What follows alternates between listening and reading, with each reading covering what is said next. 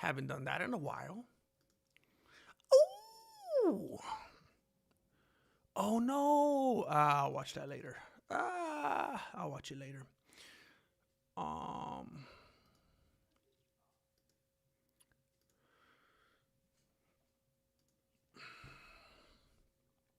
Um. Ooh, let's go crazy. Let's go crazy.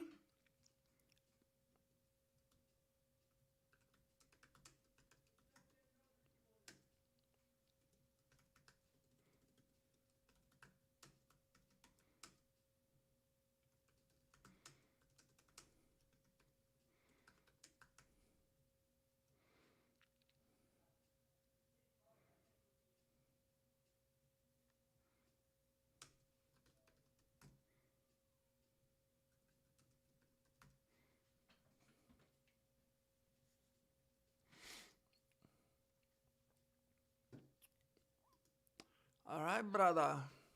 All right, brother.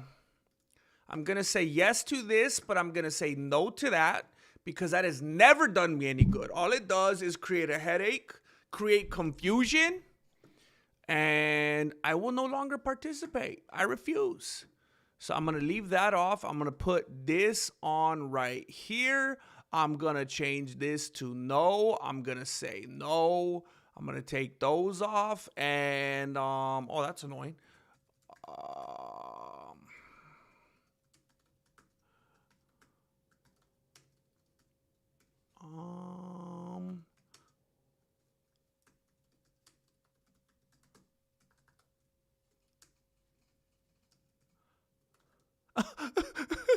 all right, here we go. I got it. Don't worry. Don't cry.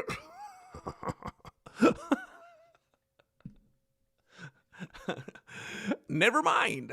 Go ahead.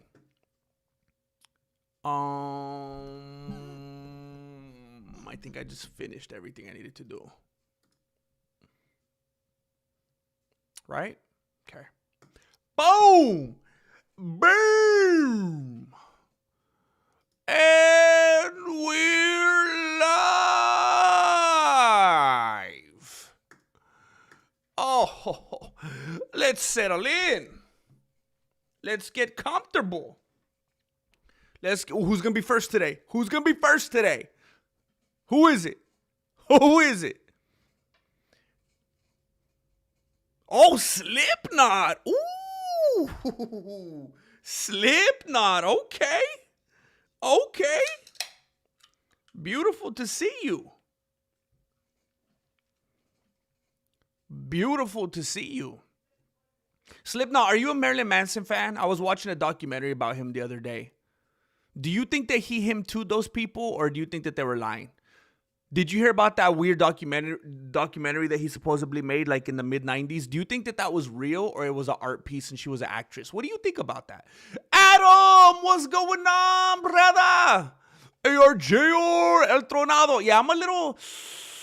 I mean, at least as far as... Look, if everything worked out perfect... And we're going to get there, dude. Listen, there was a time where people would have never, ever, ever, ever thought that I would have ever gone this many days in a row doing a VOD, a stream, a short. So look, we're already breaking history. We're already making and breaking history. We're already making waves. So trust. We're going to keep going in the right direction, but I don't know if I should stick to this. There's a part of me that thinks, I'd like to go live by like noon at the latest, maybe even like 11 something every day. I kind of like going going live earlier in the day. Something nice about it. It doesn't interfere and cause chaos in the other aspects of my life, like when I try to stream at night. What was I gonna say? But yeah, that's something that I'm trying to do. So I feel like I'm a little bit late today, but thank you for being here, El Tronado. Lord Racer, opening the gym today. Yeah, man, let's go. We're gonna be able to get a good seat today. What's up, SLTDSS? Salt. Salt dose. It's a salt dose. Forgive me, I don't know how to spell that correct. Pronounce that as salt. This, I don't know why, but I think Conor gonna win it. That's what I've been saying, man. That's what I've been saying. I've been trying to do better and pay attention to what more people are saying, trying to get my thumb on the pulse of what's going on. And I listened to a lot of different things today. Yeah, most people aren't giving Conor a chance. Most people aren't. People have bad memories. People have bad memories, and they don't seem to remember the way the last fight went. And that I think that style is going to benefit Conor greatly again this time around. People seem to have very bad memories, but it's weird. It's weird because they also have like you would think they have very bad memories, because not only are they forgetting what Conor McGregor did the first time around, and now has even more history and tape and just facts to emphasize that further. But I mean, like, he's 2 out of his last 3, and both of those losses. And he did it to himself. I keep saying it. I can't go back on it, you know? I keep saying Ilya has asterisks on asterisks. Dude's got more little stars on his resume than the Milky Way, okay? And I didn't even mean for that to rhyme. It was just fortuitous. But yeah, Max wasn't really using his full intelligence. He shouldn't have gone back down to featherweight to fight Ilya, but whatever, he did it. It happened the way that it happened. And I guess he beat a Poirier to a decision. He beat a Poirier. And now it's hindsight. Look at the dude that he beat. Poirier was in that cage not only fighting Max, but fighting his own demons. Poirier was in there fighting Legion. He wasn't even at a fight. That wasn't even the real fight right there. He was fighting with himself. He was fighting with his lady threatening to leave him. He was fighting with his homeless father. And then what Oliveira did to him? How is anybody going into this fight with full confidence in Max Holloway after seeing how... And look, I called it. I said that Oliveira was going to beat him. But, you know, and I support it. I'm not going to be one of these people crying and saying, that's not what a BMF fight is supposed to look like. No, because that's pathetic, man. That's like encouraging and getting behind the fact that you're supposed to fight in a certain kind of way. It's like when they have those pathetic gentlemen's agreements. Like you're not gonna punch here, right? Not in the face. I got an interview tomorrow. You can below the neck, not above the groin. Only above the groin. Below the face, I got an interview tomorrow, but above the groin, because me and Meredith were trying to get, you tried? Yeah, we're trying to have kids again. Yeah, we're good. Yeah, okay, but don't forget, body shots, right? Can we leg kick? Yeah, we could. Wait, I don't know. I got a basketball game with my church on Wednesday. I don't want to mess up my knee. Okay, only body shots, and, I hate when dudes do that. The first one that grapples is a punk, or he's a loser, or we're going to only do this or that. Dude, it's fighting. Fighting is fighting. So I'm not one of these people that's going to hold it against Oliveira because of the way he did it. Hey, if you're a real BMF or whatever, Max, figure out how to take, as they say, figure out how to take a wet blanket off of you. If you're not able to take a wet blanket off of you, should have never been a BMF. I don't know.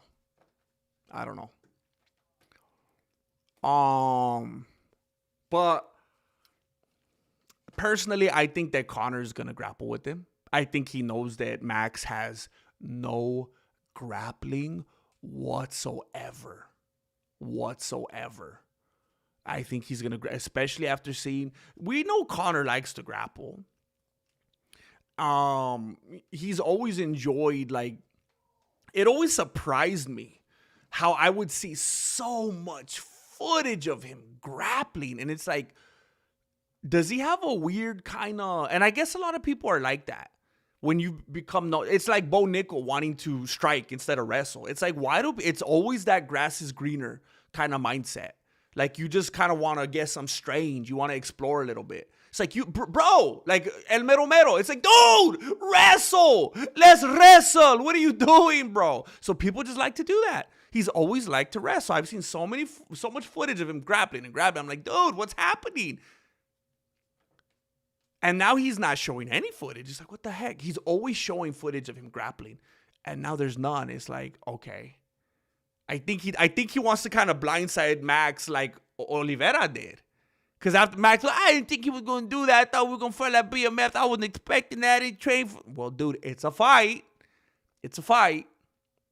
That's like saying, well, I didn't know he was going to leg kick me.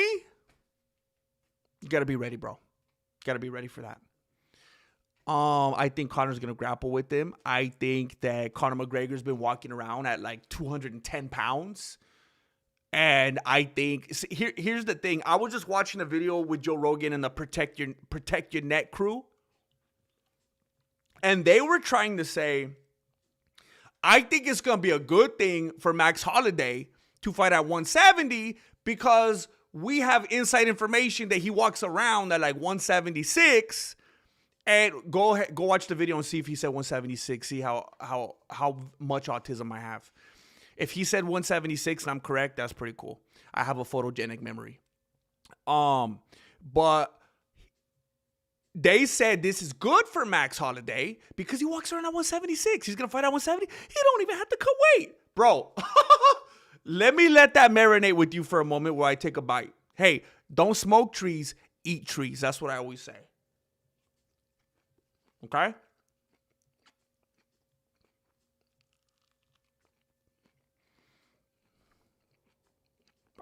Ironically, all this makes me think of is the absence of some Chinese beef and teriyaki sauce. But you gotta have an imagination so that you could get ripped for the last week of the summer. Gotta have imagination. It was just my imagination. Teriyaki sauce. There's no teriyaki sauce. It's just broccoli. We gotta have imagination.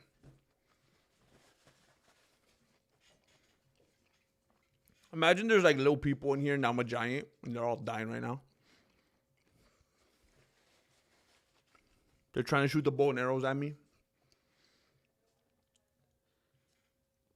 What I was trying to say before I got very healthy was they're trying to frame this as if it's a very significant advantage for Max Holloway that he is coming in basically at 170.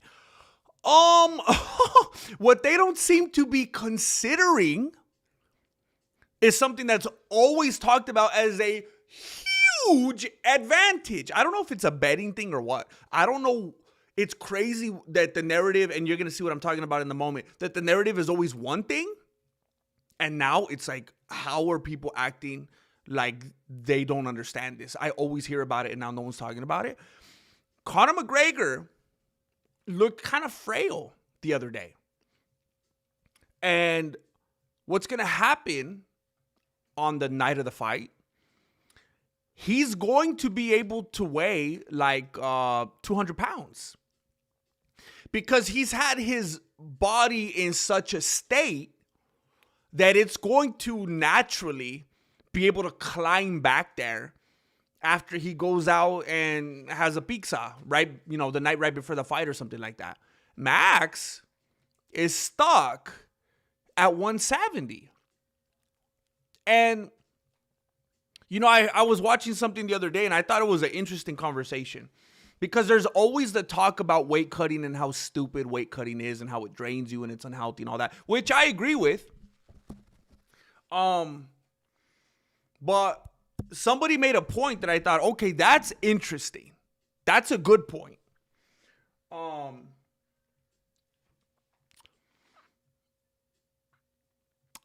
the person was talking about fighting weight.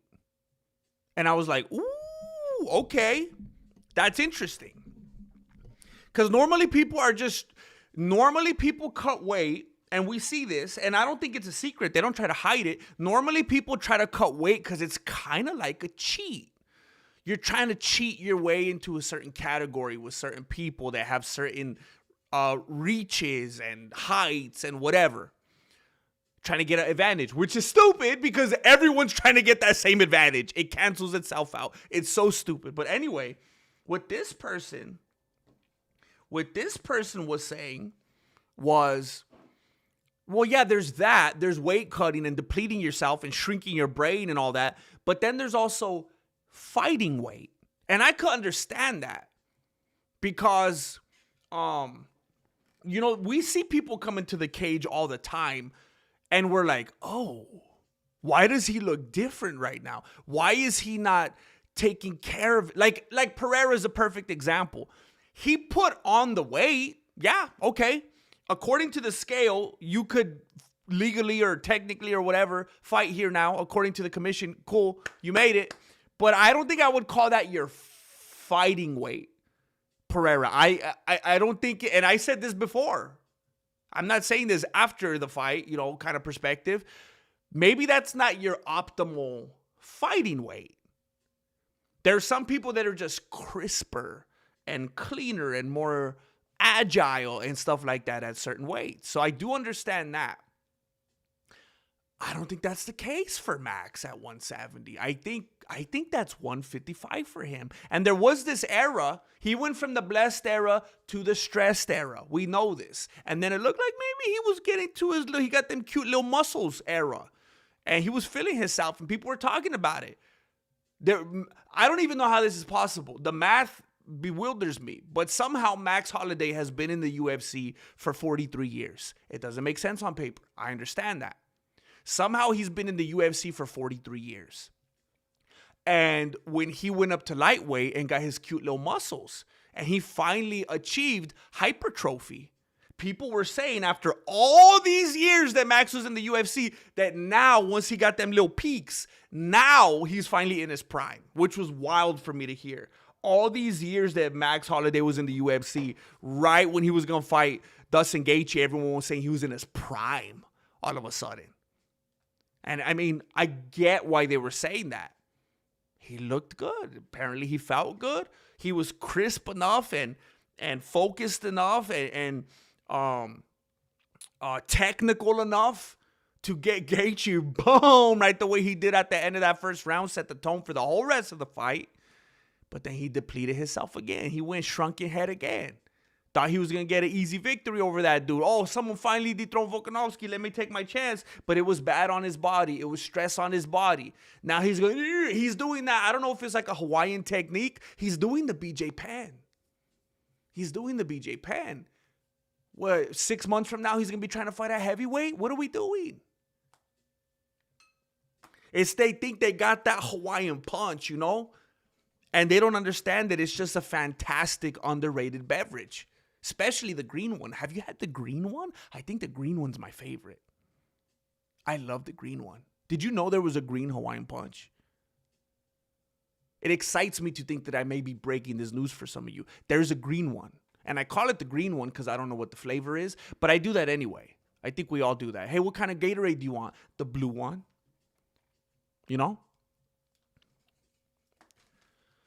But I think Conor is going to be much heavier than Max. He's going to have way more power. Conor's always had more power than Max. Conor had more power than Max when they were relatively the same size. And now he's going to beef up to a 210-pound individual the night of the fight. And then you got Max Pillow Hands Holloway. I don't know what he thinks he's going to do with them hands. And I'm so tired. Is anybody else tired of this?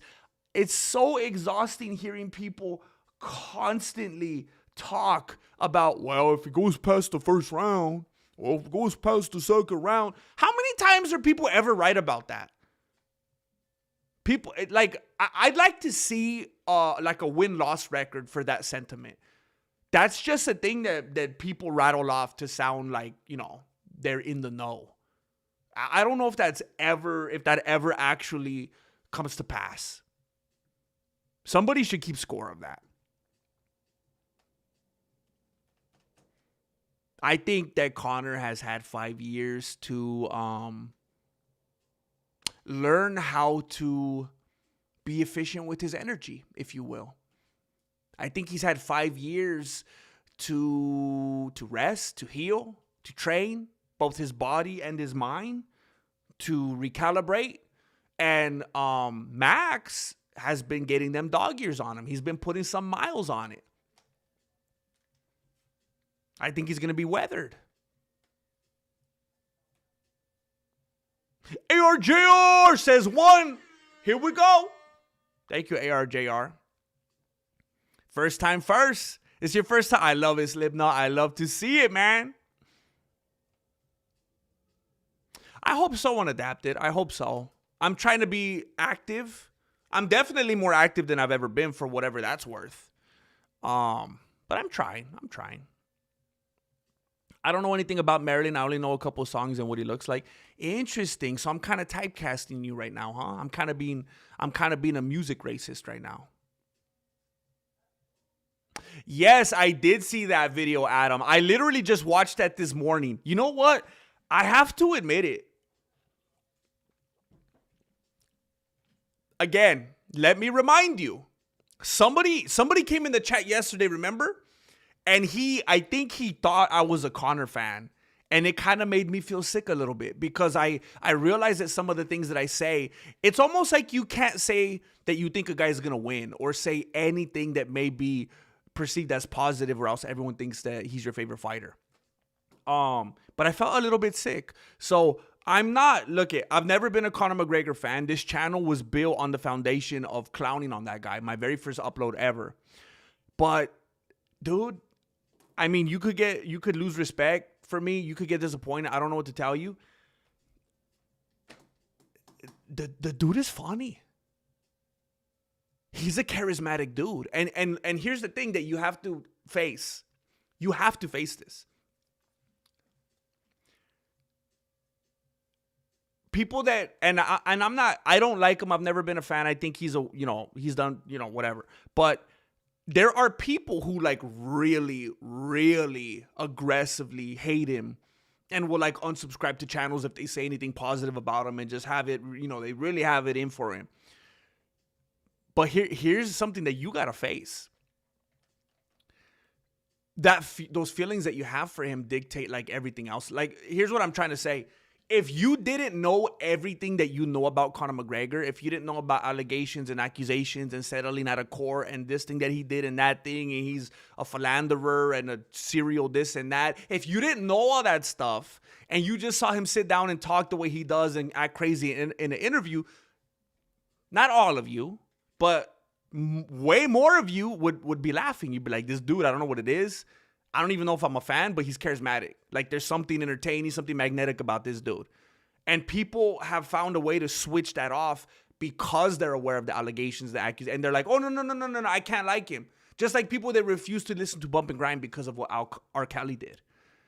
And, that just clouds everything. And I'm just saying that to say, like, hey, back off, all right? That's the only reason I'm saying it, because I know that people are automatically going to be judging me. And it's like, no. The only reason you feel the way you feel is because you know all this stuff about him. Now, I have a kind of a demented mindset where I'm able to, like, I didn't even want to, I know I mention it all the time, but I kind of went to a different level yesterday. Yesterday evening, I just ordered on eBay season 5 of The Cosby Show. So not only... I'm not just sitting around and every once in a while a rerun comes on and I won't change the channel. I'm coming out of pocket. I just ordered season 5 of The Cosby Show. Okay? So that's what I'm working with. So I'm the kind of person that absolutely can separate the art from the person. I know some people can't do that. But I saw that video and he's a funny guy, man. And he'll do it in like very subtle. I don't want to turn this into a Conor love fest, but I watched it and it was funny. He's quick, man. He's quick-witted. Oh, Daniel, is this your first time here, bro?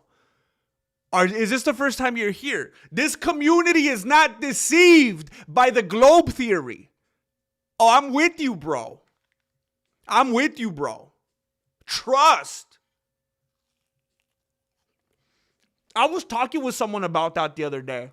I was like, are you kidding me? And I know everybody here doesn't believe in God, right? I understand that. But I was like, do you think that a divine, intelligent creator, think about people in Australia, I told them. I said, can you wrap your beanie around this? Do you think that a loving, intelligent creator and designer, do you think that he would make people live their entire lives being upside down?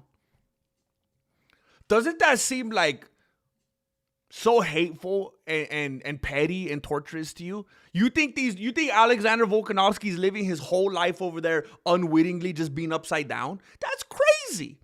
Why would somebody do that to anybody?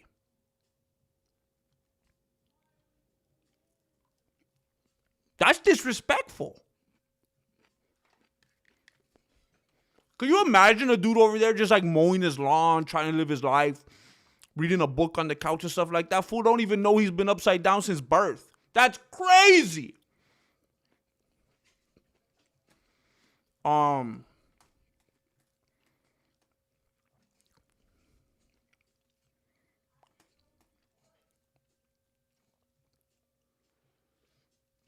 I remember when I asked you for a discount code for the 10-year merch and you said, I'm broke. Well, I was dying last night thinking about it. Honestly, I feel bad sometimes when people ask for stuff like that because I totally would. If, man,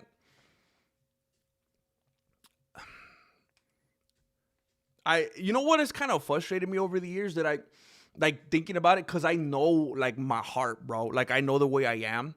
I know the way I am with people like in need or like with the homeless or like even like tipping and stuff like that. Like I know how generous I am. And so I'm always like, man, if I was blessed like that, I would be so good to people. I don't know. It just doesn't make sense to me sometimes because there's other people that are, I don't know if I even want to say they're blessed because I don't know if I would consider it that way because maybe they got it through their own means and greed and, you know, apart from God or whatever. I don't know. But sometimes I look at those people and they're like the greediest, most selfish people. And it's like, of course, they're the ones that are doing well. But yeah, man, I don't even know. Maybe there's a discount code. I don't know.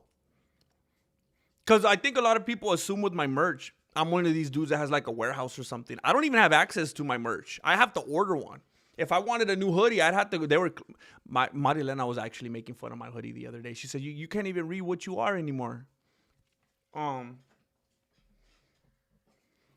But yeah, I have to. And there maybe on the website there's a way to because I don't think I have to have it in house to have a discount code. But at the same time, bro, I'm broke. I need every penny. Let me try to catch up real quick. I'm gonna do I'm planning on doing a 3-hour stream today, just so you know. And I don't want to be behind this long. ARJ. Oh shoot, this is what I'm talking about. I gotta speed run this. The wife said your too many goats video was really good. The we have a petting zoo line caught her off guard and had her laughing.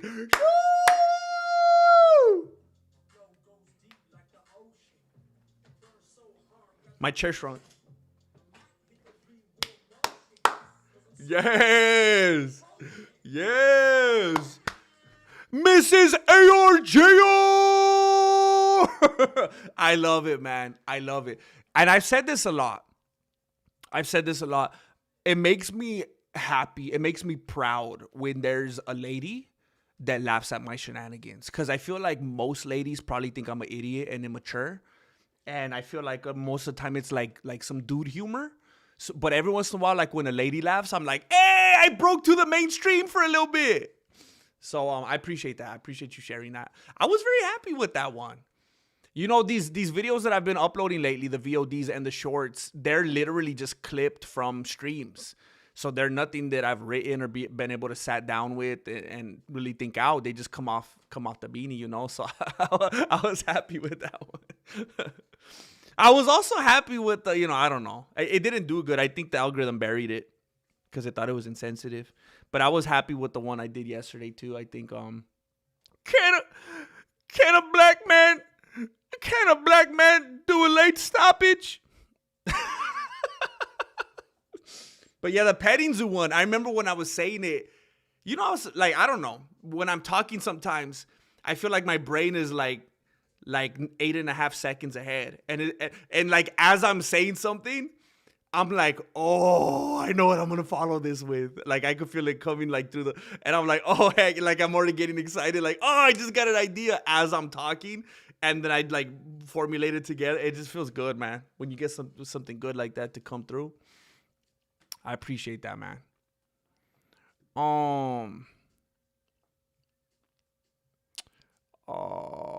ARJR has blessed Super Unknown BMF. Super Unknown BMF. Super Unknown BMF, will we know who you are in the future? Are you an aspiring fighter? Thank you, ARJR, for blessing. He says you're known now. What's up, Irrelevant Man? Rashad, good to see you, bro. Scuba Steve. Almost didn't know you were live, GM. You're not even showing up under my feed. Double checked, and I'm still subscribed. So any ideas why your channel isn't showing up? Bro, I've been chatting on and off with YouTube for, I don't know, 6 years now. Around the time my channel started showing signs of what the heck is happening. And every single time I do that, YouTube tells me things along the lines of, oh, well, you just maybe should work on fine-tuning your titles and your thumbnails. Okay. Where there's channels with much worse titles, much worse, and thumbnails, and content, they don't seem to be having the same issues. Well, have you looked at our page of tips and tricks? Okay, whatever. I don't know, man. I kind of take it as a compliment. I'm like that indie film, you know? We're underground. I'd rather be underrated than overrated, is what someone that's trying to make themselves feel better will say. ARJR has just blessed Frank James. Thank you, man. Thank you, man. ARJR with another one, bro. Another one, bro. Thank you, dude. He's blessing Danko Suku. Suku.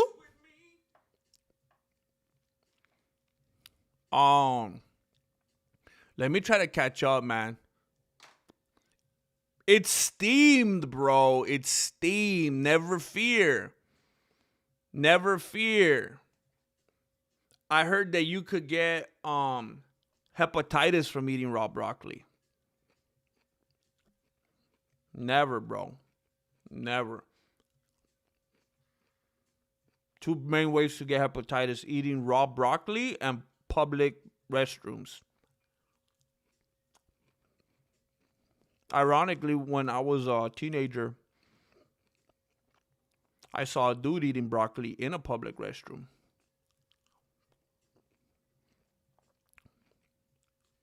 I almost started wearing diapers after that. Freaked me out.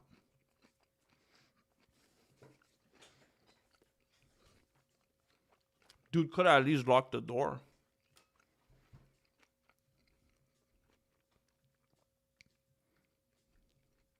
Maverick Top Gun! Yo, Jesse, my Mexican brother. What's up, man? Always good to see you, Maverick Top Gun. You always remind me of the fact that someday I want to watch Top Gun. I've never seen it.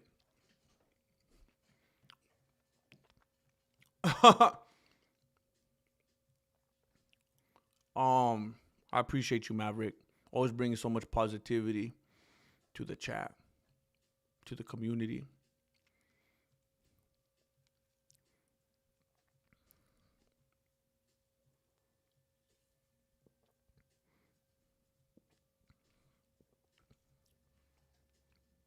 Yeah, no way to show it whatsoever, bro. No way to show it. Yeah, I believe NASA. Every time they show me a photoshopped image, yeah. Every time they show me an image that they even have to proactively, preemptively tell me, hey, by the way, before you say anything, it was stitched. And we're being honest about it up front so that you know we're not hiding anything and there's nothing suspicious here. Because you know that someone's not lying to you when they get ahead of it, right? When they get ahead of the story and they tell you that it's stitched and it's stitched for a reason. So nothing suspicious here. I believe them when they tell me that because they were forthcoming. I appreciate that. Season 3 is the best Cosby Show. Is the best of Cosby Show. I don't care what he did when it comes to watching the show. You know the night time is the right time. Yeah, it got kind of weird when they brought on Raven-Symoné, huh? Even before she was weird, it just got weird. Like she just brings that spirit of weirdness with her, huh? Marloca. I love to see them Chile Verde hearts in the chat. I love it. I still bought the 15-ounce mug, GM. I wasn't even tripping. I appreciate that, dude, for real. I really appreciate that. There's still, I'm not even going to talk about it because it's frustrating. But the best is yet to come. Thank you, bro. Thank you for supporting and picking up merch. Dude, today outside the store, someone asked for money and I said I didn't have cash and felt bad, but sort of not bad. Cashless society problems. Yeah, every time someone approaches me and asks me for money like that, I feel bad because I just feel like they think I'm lying. And I'm like, bro, jeez. Not only do I not have the cash, I don't even have, like, you know what I've done before? I've had a dude ask me for, a homeless guy ask me for cash, and I didn't have any. So I this is how you get yourself killed. Nobody else ever do this. I could do this because I'm the Grandmaster, and I've seen a lot of action films, okay? But I invited him to come to the ATM with me, and I took out some cash for him. Has anybody ever done that? Now that I'm saying that out loud, that sounds crazy. But don't do this at home. Do not do this at home. But I have seen almost every Jean-Claude Van Damme film that there is. And I was fully equipped for anything that may have arose. I know I might sound like a sucker, and I know some people don't believe in it, and some people are like, blah, blah, blah, blah, blah.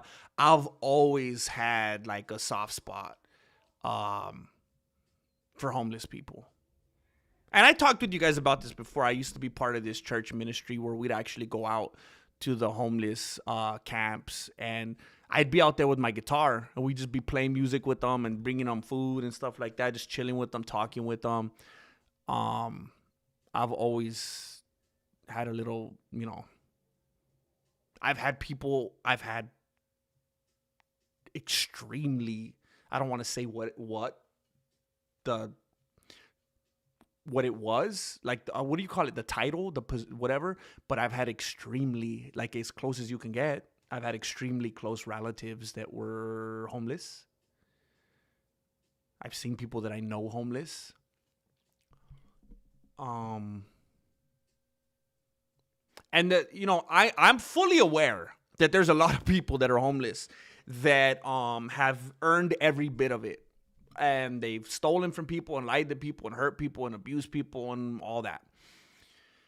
But the part that I could never get over is no matter what you think, no matter what you might think, and I used to say it this way, most people are like 1 or 2 paychecks away from being homeless. But I don't think that's the best way to put it. And that's not necessarily true. What I think is a better way to put it is most people, if not all people, let's not say paychecks, but most people are like one or two circumstances away from being homeless. Like, people think that they're invincible and like it could never happen to them.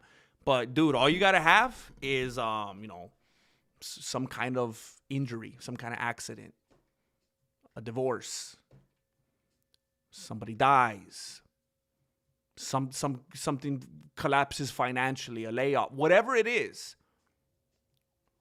And it's like, maybe there's a lot of monsters out there that if you want to put it that way, deserve it. But there's also people that's like, dude, this person left me. Never thought it would they left me, and all my family's dead. I was a orphan, or like they left me, and my company got they sold out and laid off everyone, and I had whatever it is. And yeah, so take people to the ATM. Hawasli, what's up, man? You're too funny, bro. Looking forward to the watch party. Thank you, man. I really enjoy being able to help brighten up people's day doing the live streams, because there was definitely a time in my life where I felt like it was a lazy, bummy thing to do, and if I wasn't taking weeks making a fully edited video, that I was just wasting people's time. So thank you for the kind words, Kawasli, and I'm looking forward to it too. I'm very much looking forward to Saturday. Thank you for the contribution and the support, man. Don't forget to say what's up when you're here on Saturday. Hold up.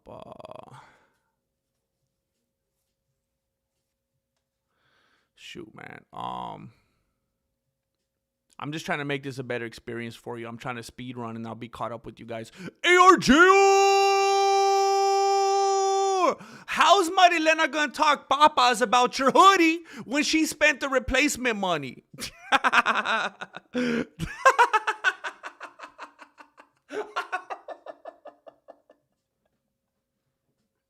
forgot about that.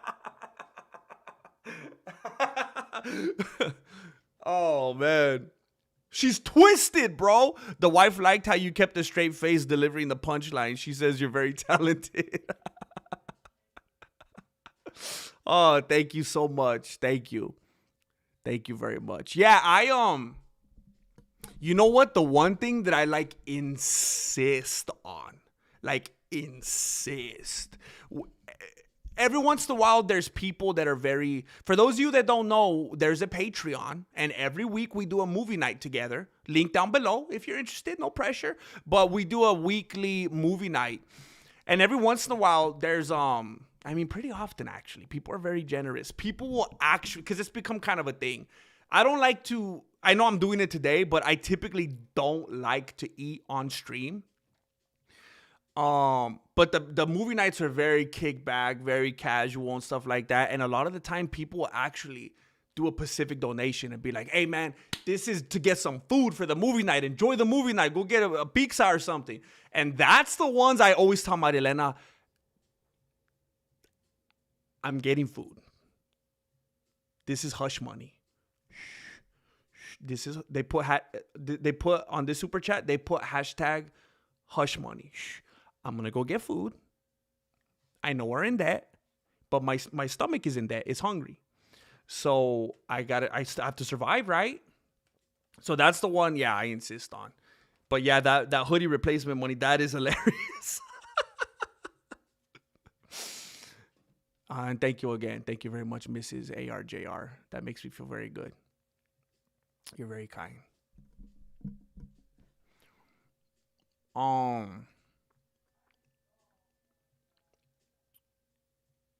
Shoot, man. ARJR with the kiss from a rose on the stream. Broccolini. I don't know if I've ever had broccolini. I remember I used to think that was just a funny word.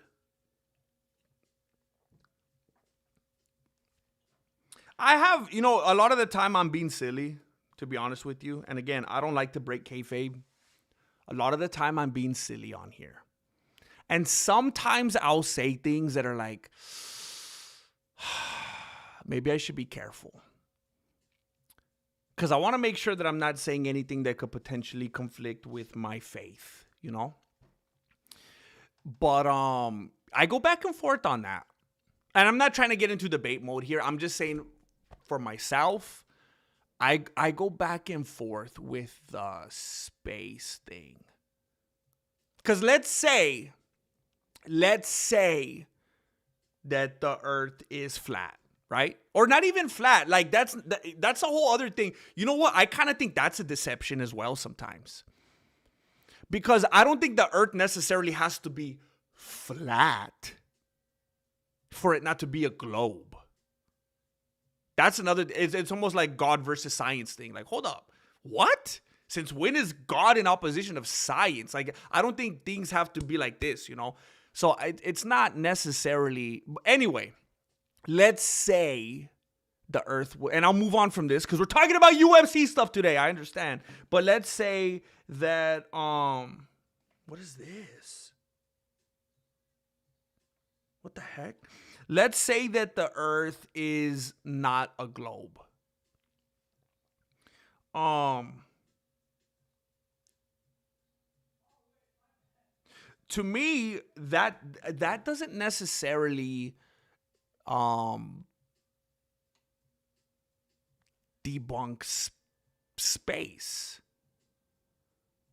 I mean, I kind of feel like saying that is saying, I think that gets into dangerous territory because in a way, and maybe I'm not articulating this as best as I should, but I feel like in a way, if I try to debunk space, now, do I think that we've been lied to about the details of space? 100%. And look, listen, I think it's terrifying.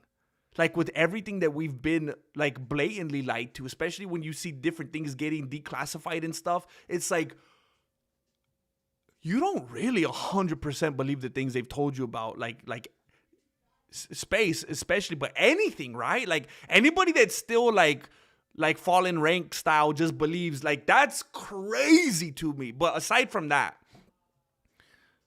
I kind of feel like saying there's no, space, nothing outside of the earth is kind of dangerous territory because that's almost like implying that there's nothing outside of our existence. That what I'm trying to get at is that's almost like denying God because it's like obviously there's something outside of our space and time. So to deny space is almost kind of like, are you denying that there's nothing outside of our earth in existence? Because that's kind of like denying that that's like saying there's no creator. I don't know. A lot of you don't care because a lot of you are like, well, yes, we came from broccoli. So I know that's a whole different conversation.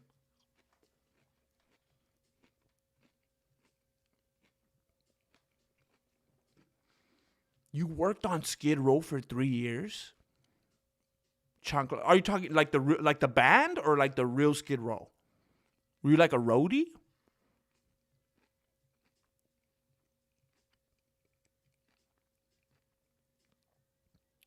Leon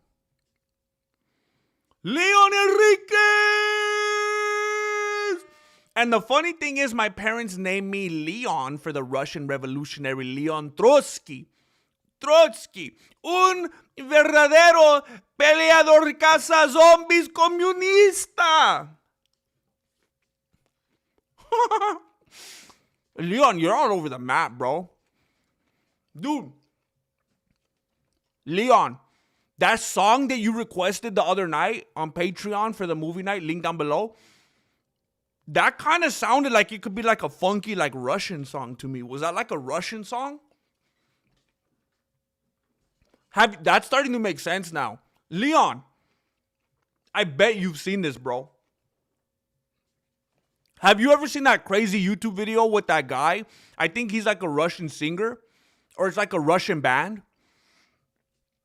And he's real skinny, and it looks like he's wearing like a like an astronaut uniform. It's like sparkly or glittery or something. He has something on his head and he's going like,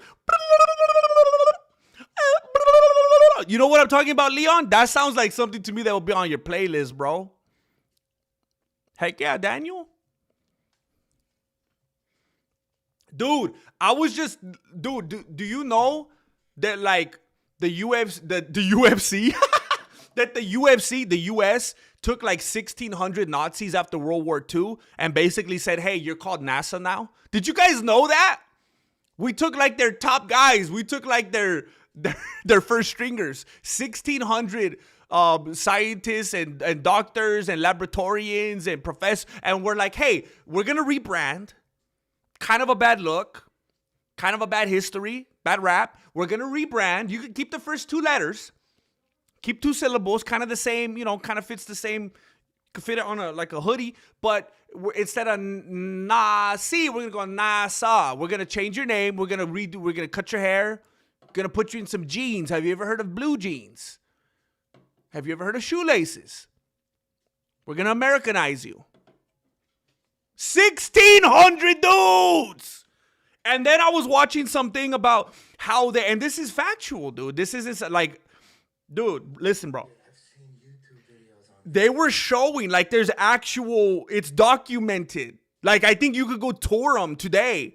Like they had in Germany, they had these underground like tunnels and like heavy duty tunnels that were just like super secure that they would use to communicate and transport and move around this and that. They're the same kind of looking things that they saw in Antarctica that Google now, they stamped out because they didn't want us to see it. It looked the same way that the Nazis did in Germany. That's what they did in Antarctica. But you guys want to talk about UFC. You guys want to talk about UFC. I got homies in here trying to remind us of Project Paperclip, and then I got other people, let's put a paperclip in that. Let's put a paperclip in that. Now's not the time. Now's not the time. I get it. That's what people have been doing for decades. We're distracted. We're on TikTok. I get it.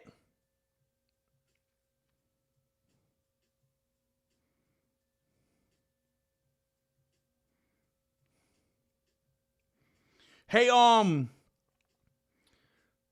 the individual, to the homie that just sent me that email right now, can you send, maybe, I don't know, send it again, maybe?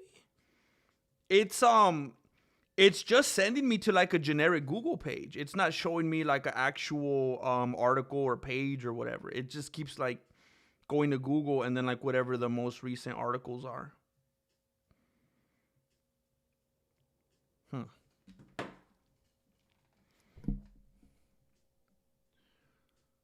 Oliver Tree went to the ice before he died. Makes sense, bro. NASA and Sony came together.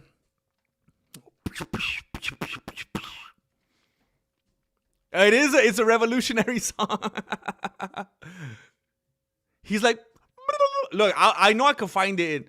I think you literally just have to type in Crazy Russian song. I think that's literally the name of it, actually.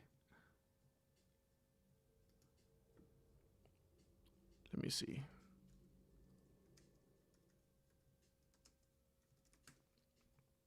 Yeah. Look, listen. When you guys get the chance, after this stream, 2 hours from now, please watch this video. Look at, I have watched this video so many times in my life. You see how it has 93 million views? 92 million of them are me. 92 million of them belong to me. You have to watch this, dude. It's so good. We have to watch this next movie night. Has anybody seen that before?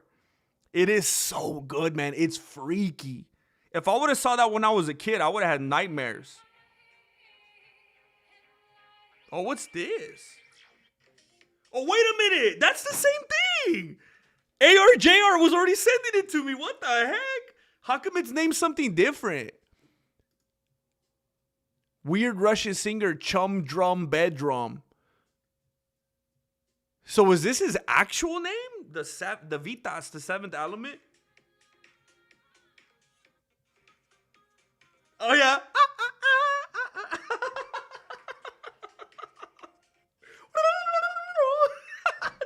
I don't know what he goes. I forgot how he dances like this, like he's milking a cow.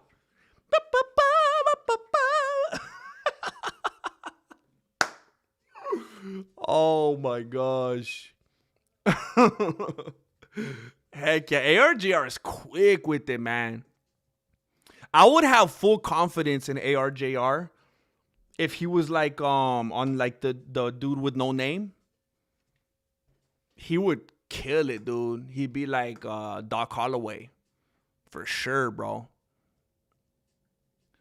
Don't look now, but I found it. Quick with the draw, man. Quick on the draw. For yup, melancholy. NASA means to deceive.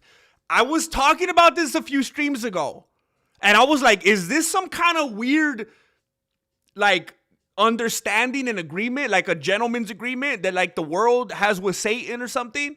It's like, it's almost as if they're obligated to rub it in our faces, no matter what they're doing. All these things that they show us before it even happens in movies, on cartoons, in music.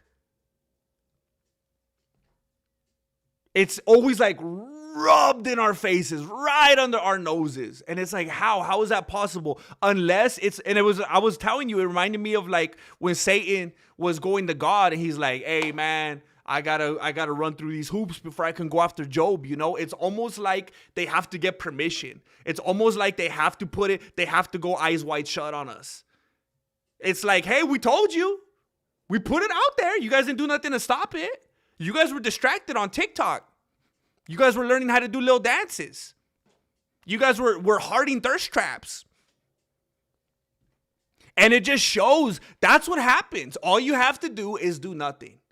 All you have to do is do nothing. I remember that was one of the first things that I remember I used to think of like weeds.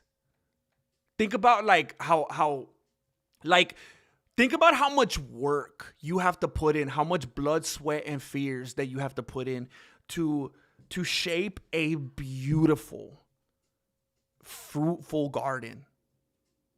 A beautiful, healthy, maintained garden. You have to be on top of that constantly. You have to give it so much love and attention. What happens if you just do nothing? Entropy. It's just weeds all over the place, chaos, all the bugs and animals, and it's ugly. Your neighbors complain. You get a citation from the city. Evil, ugliness happens naturally. All you have to do is nothing. Just let it happen.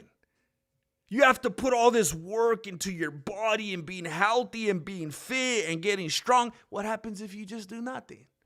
You just have your peaks out, just have dinner, whatever, go through the motions, go to work, come home, watch TV, just do nothing. What's going to happen to your body? What happens when you don't pay attention to your relationships? What happens when you don't change the oil on your car? All you have to do is nothing. Just keep watching your TV. Keep going about your business. Eating and drinking and being merry. Just stay distracted with your hobbies. Don't do anything. That's all it takes. Just do nothing. And people are numb.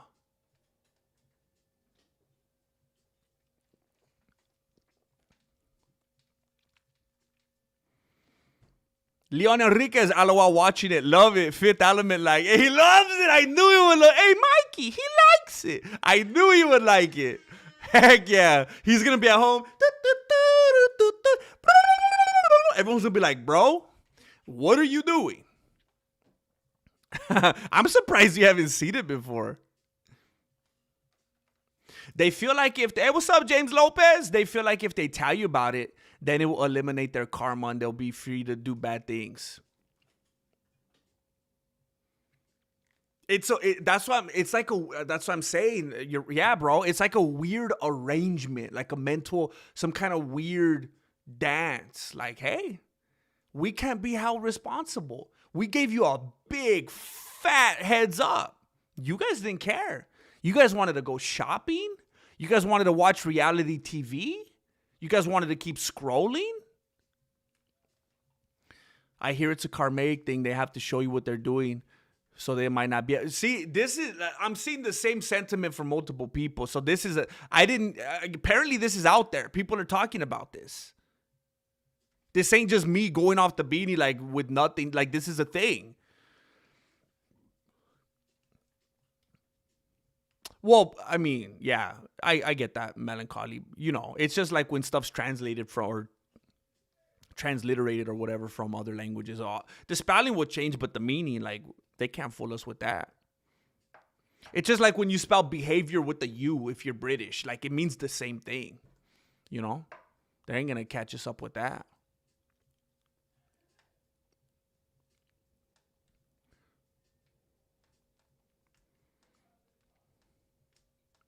Dang, GM, I'm 50 years old and feeling this mad wisdom. Hey, Glass Joe. I love it, man. We feed off of each other, man. We teach each other.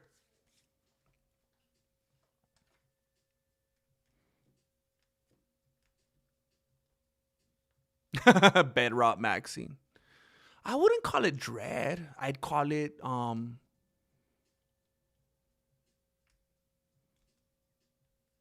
being awake, you know? Not woke, but being awake. You think Connor's gonna lose? Netflix binge watching. I get more props than Stanley Kubrick's moon landings.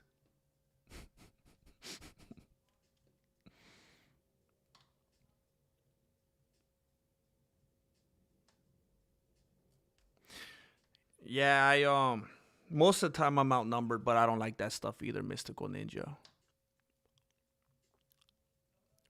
Melancholy, I'm not even exactly sure what you're referring to, but I can most likely assuredly say no, it was not a joke. If it's something that I said in the last 20 minutes.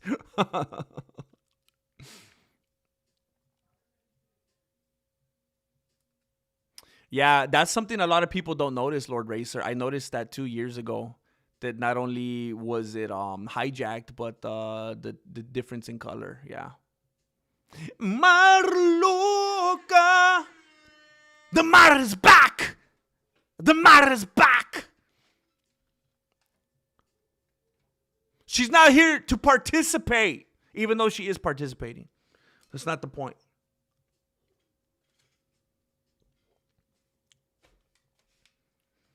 I think that Conor McGregor...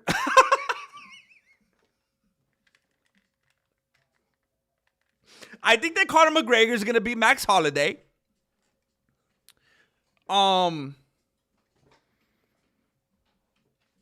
Max Holloway is training with JDM.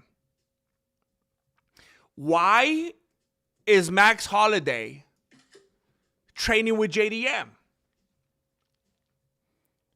Why would he do this? I mean, if Max Holloway is training with JDM, it's like, should Conor McGregor train with like Beneil Dariush? What are we doing? It almost felt like kind of like a Big Brother program. Like is he?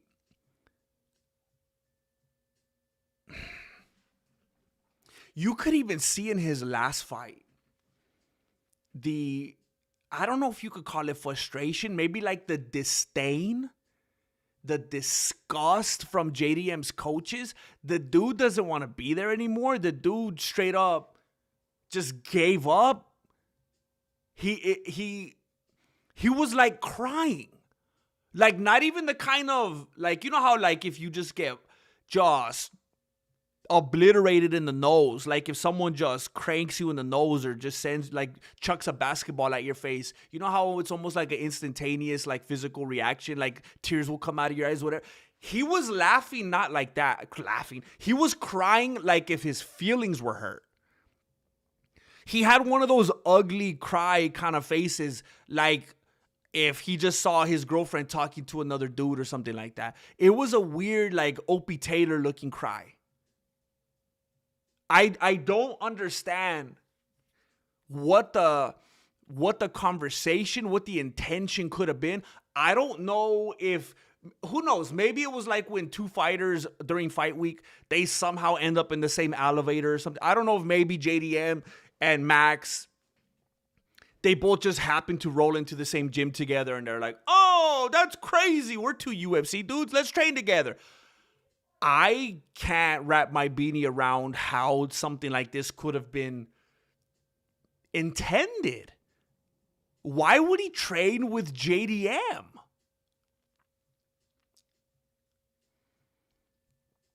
Of all the people that he could train with, he's surely not training with them for the grappling.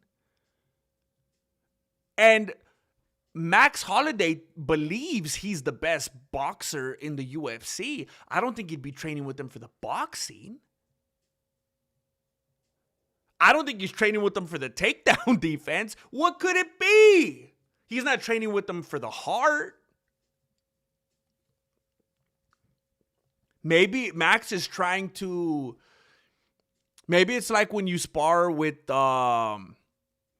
Like when you're in tutorial mode in the UFC video game, he just needed somebody that, you know, maybe has the stature or the frame or whatever, but that, you know, doesn't have the ability to really fight back anymore or the heart to do so. It's very weird to see that. I think that was very unfortunate footage that came out for Max. I don't think it looks good. I think it's very similar to Alex Pereira releasing all that sparring footage leading up to the game fight where Pereira was just getting pieced up the whole time and looked winded and flat-footed. It makes no sense. ARJR! Do you wear a 2X hoodie? Definitely not 2X. I actually don't know if this is... I don't know what size this is. It's definitely not 2X. I think the tag fell off, bro. I don't know if this is what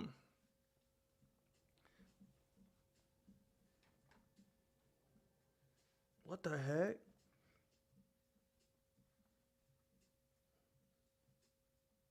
Oh, hold up. Let me get naked. Hold up.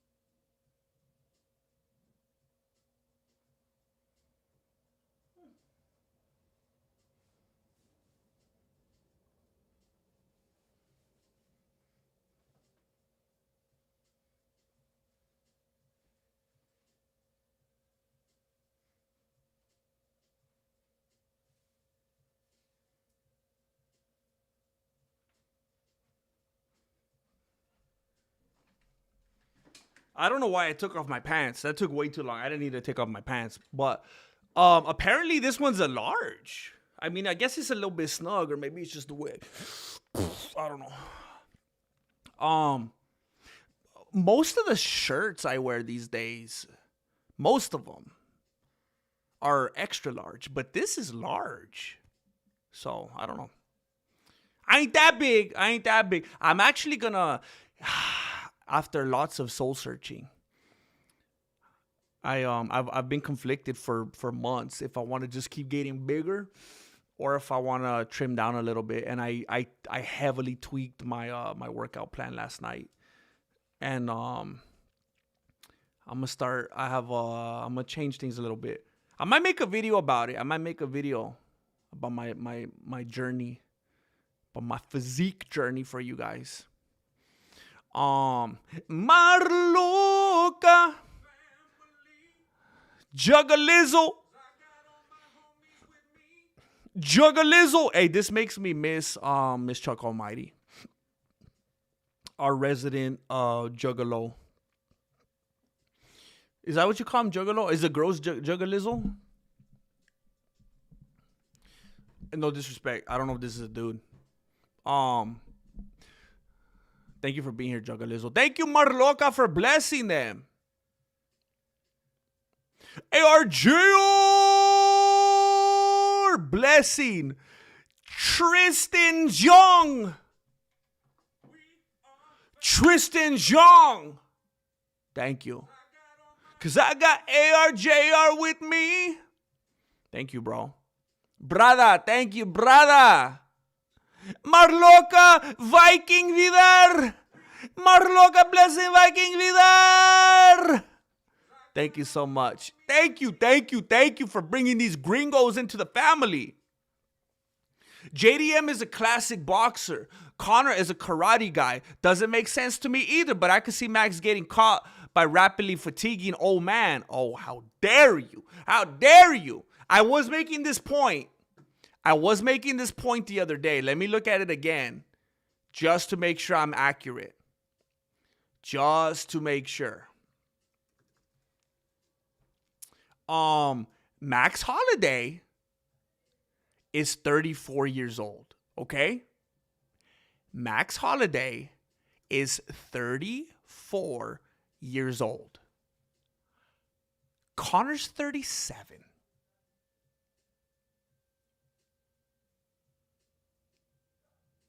I mean, I said this in a recent video. If with that age difference, and I hesitate to even say difference, with that age difference, they could have been on a sports team together in middle school. 34 and 30. Imagine Leonardo DiCaprio being 37. The thought of him dating a 34, that's like a grandma. The thought of him dating a 34-year-old, it's like, it's not what people think it is. 34 and 37, people are acting like Max is 22 years old. It's because he's got that youthful gamer vibe. He's 34. Conor's 37.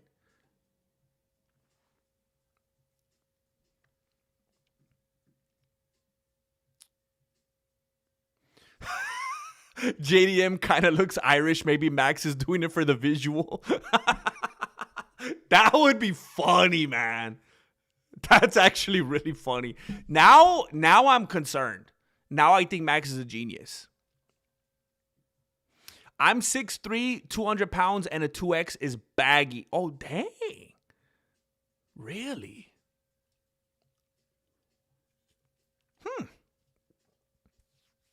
Is it all fine-tuned muscle then? Marloca, Gladio Picture Code, Texas. Gladio Picture Code. What are you? You like a studio? You like a movie studio, or what's going on? Thank you, Marloca. Thank you so much. Thank you so much. Thank you for bringing them into the family. Beautiful. Holland Dan Sock.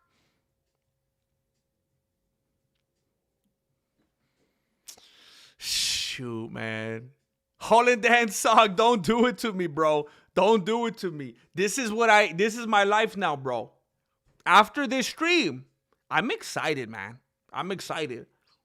After this stream, I'm going into the garage, going into the lab. Bro, you guys aren't ready. I'm going to shoot my movie trailer. Some of you guys thought that it was over. Some of you guys thought that it wasn't happening.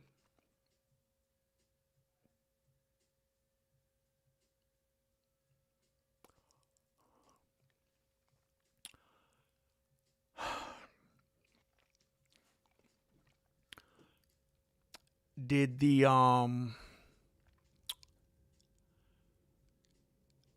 audio just go low? Was it on earlier in the stream, or did it just go low? I'm going to try not to lose my beanie right now. I'm going to try to stay in good spirits. Has it been like this the whole stream? I'm trying to stay positive. Yatika! I'm trying to stay positive.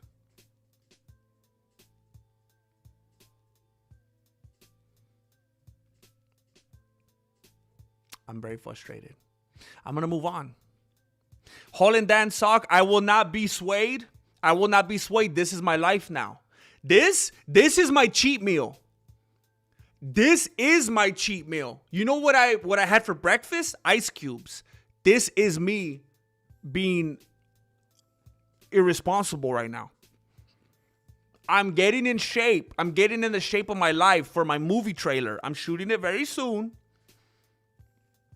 And I know how to get those clicks. I'm going full Jean-Claude, and I'm showing my cheeks.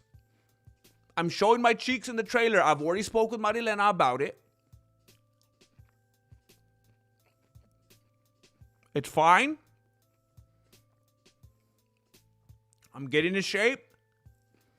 I'm doing a lot of Bulgarian squats.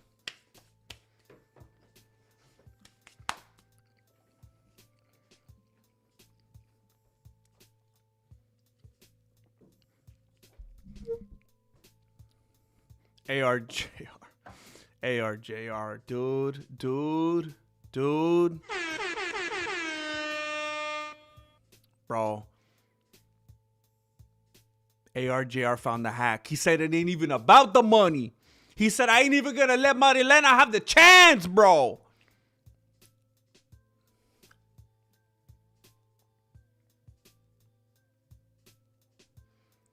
In case some of you don't know what's happening here, ARJR just informed me that he's gonna send me my own merch. He's gonna send me a hoodie.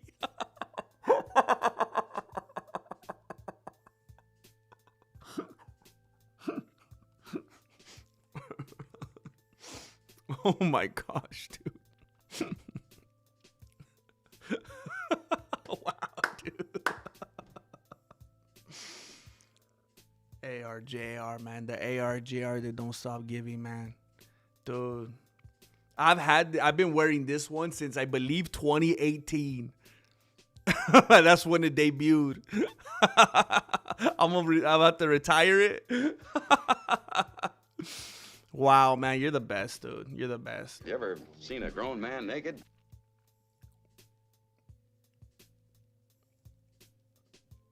ARJR! Yeah, I hope it wasn't like that the whole time, man. I hope it wasn't like that the whole time. That's very frustrating. That's very frustrating. I had been in the good habit of checking every time before the stream now. But then I guess I was so used to things going right that I stopped checking. We don't say that name around here, Tronado. we don't say that name around these parts. It's like Voldemort. Been lurking, just remember, because my phone was making my legs sweat in my pocket. What? Billy the Kid are beautiful to see you, man. Are you still at work right now?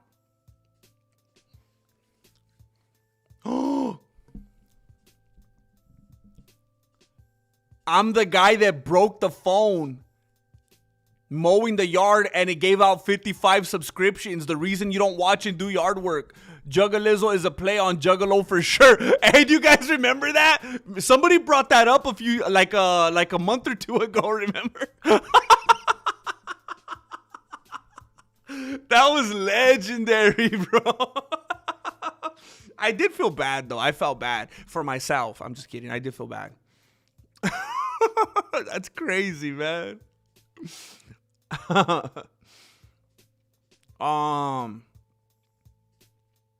Wow, that's funny. Karate body. You got that karate body. Yeah, 34 and 37 is the same thing, man. It's the same thing.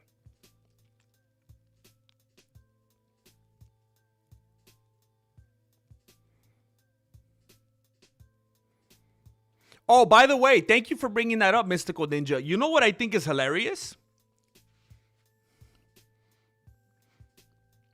I have been saying for many a month now, I like to say it that way because it sounds wiser.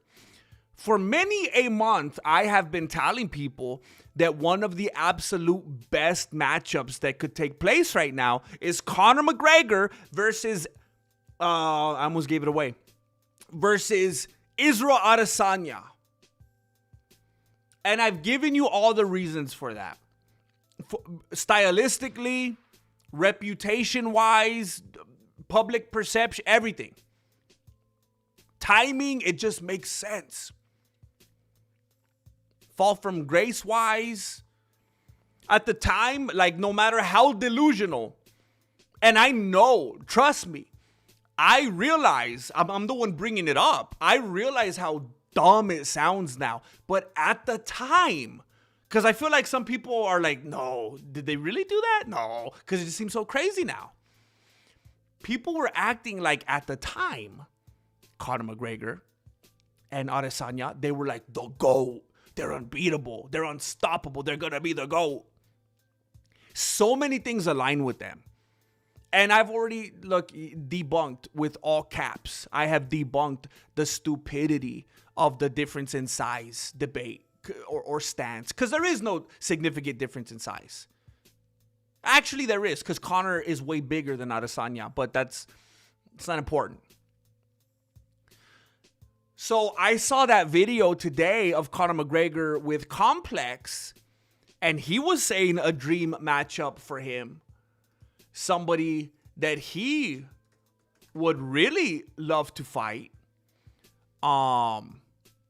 is Anderson Silva. Anderson Silva.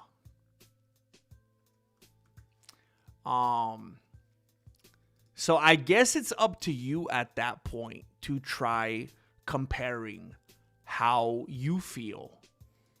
And, I don't know if that was a hypothetical matchup, if that was when they were closer to their prime, whatever. That's going to be up to you to decide what you think about the matchup of Adesanya and Silva. But people were acting like there's enough people that I think they're kind of each other's generations, the mirror of them. And there were so many people telling me how ridiculous they thought that take was. And now you have Conor McGregor himself saying that he wants Silva. Is that not close enough? Or is that not even more of a tough matchup than Adesanya?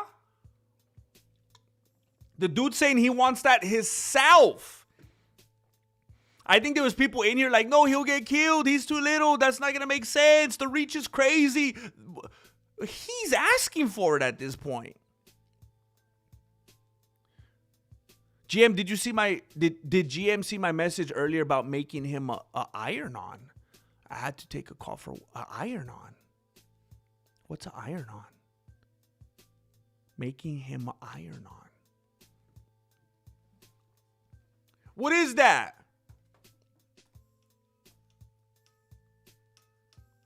GM, have you heard of Zlatan Ibrahimovic? Isn't that a soccer player that wasn't he at the White House event? I think so. LeBron mailed him a jersey. Zlatan signed it and sent it back. No way, dude. Did he really do that? Is that for real? Oh my gosh, that's funny. Oh, wow. Wow, man. James Bishop! What's up, man? Dude, I'm caught up now. Let's talk. Let's talk now. I could make you a new iron-on with my cricket. Oh, that cricket thing. Oh, Marilena used to have one of those a long time ago to put on your hood. I don't even know what to say now. I don't know if you saw Legendary Gnome. ARJR say that he's sending a full-blown hoodie from my merch store. You know what I would love? I feel like an idiot even saying this. I feel like an idiot even saying this. It would be Legendary Gnome. It would be. I mean, if you would ever be willing to do something like that, Legendary Gnome, it would be so funny if it was something like I don't know, like some kind of inside joke or like one of your bingo cards or something. Like that would be so special. That would be funny. That would be funny. I would love that. But I don't want to ask for it though, you know? That feels weird. But like since it came up, that would make it so special.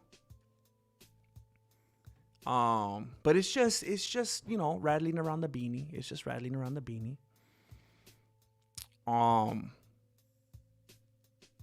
Oh, wait a minute. He's a commentator. So he's not even a soccer player?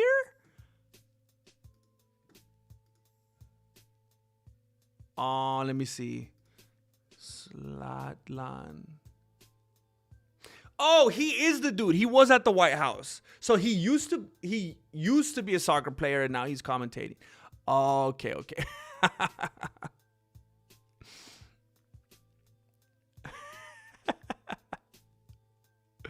That's funny.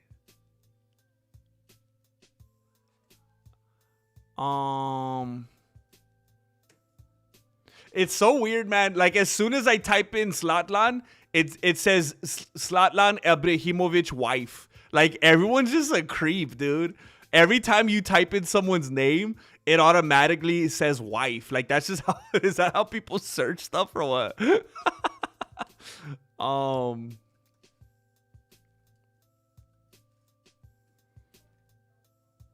So this was in 2018. That's so funny, man. That's so funny that he did that. I mean, it's kind of, look, I've always been I gotta admit, and I don't know, I would assume most people in here are the same, but I've always been like a non-LeBron James fan. So it's not, I'm not too quick to like feel bad for him, but doesn't that seem kind of messed up? Cause I feel like, no, that's very, very pretentious, right? Very pretentious.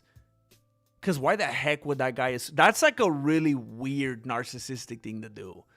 Cause there was part of me at first that was like, he was just trying to send the guy something nice. Like why'd he have to be a jerk? But that's like a really pretentious, weird move, right?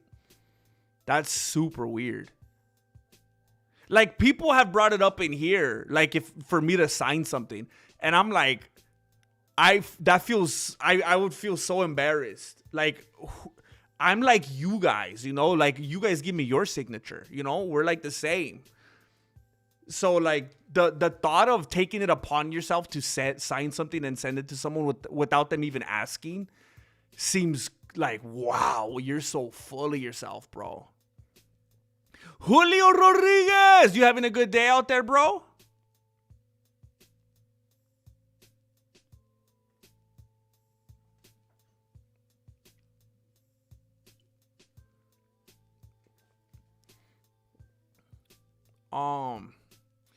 Let me see. I'm just going right to the bottom, man. I want to stay caught up with you guys.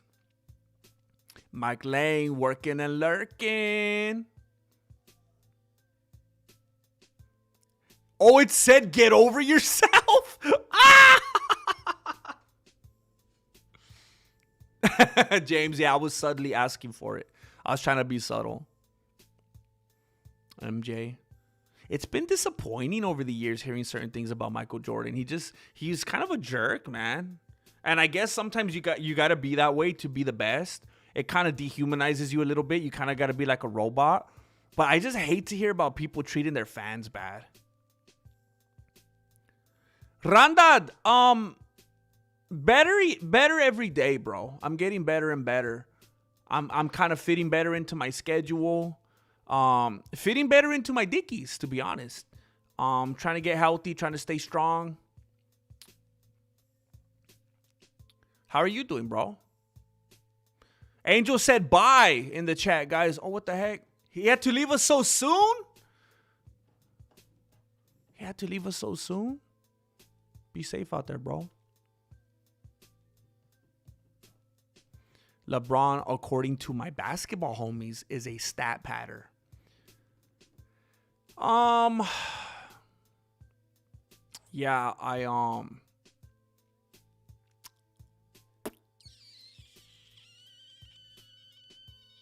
yeah, I know there's a lot of it's kind of like when you have GOAT debates, you know. With UFC, there's so many different perspectives and, you know, people get intense about it, but I have definitely seen the conversations that a lot of things are padded, and as like a team dude, he's like the biggest reason a lot of the time why the team as a whole didn't do good and why they didn't succeed and why they choked in the playoffs and so on and so forth and etc. Just trying to be the best individual. Have you seen that video going around on YouTube where they did an old interview with Michael Jordan and he kept talking about we and us and our team and we did this together, and LeBron's like me and then I did this and I achieved this and I worked, and it was just like I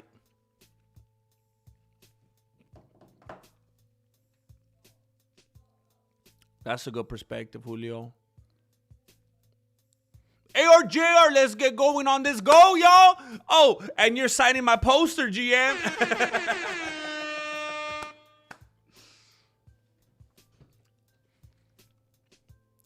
ARJR.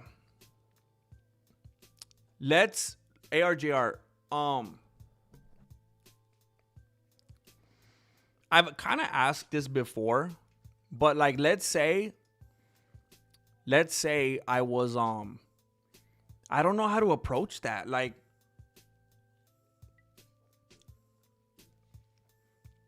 because some people have seen, you know, when I there's this character that I go into.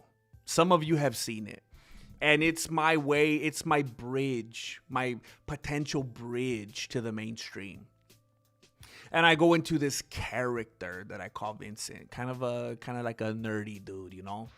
And that is kind of like a mainstream persona that I utilize at times. And I wonder, ARJR, if I were ever going to sign something, do you think it would be better to use that persona that people think of as more of a neutral mainstream kind of, or do you think I should sign it as, you know, myself, as Jesse?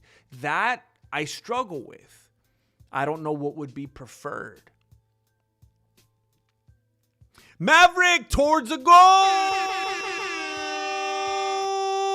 It's very World Cup oriented, this goal. You know?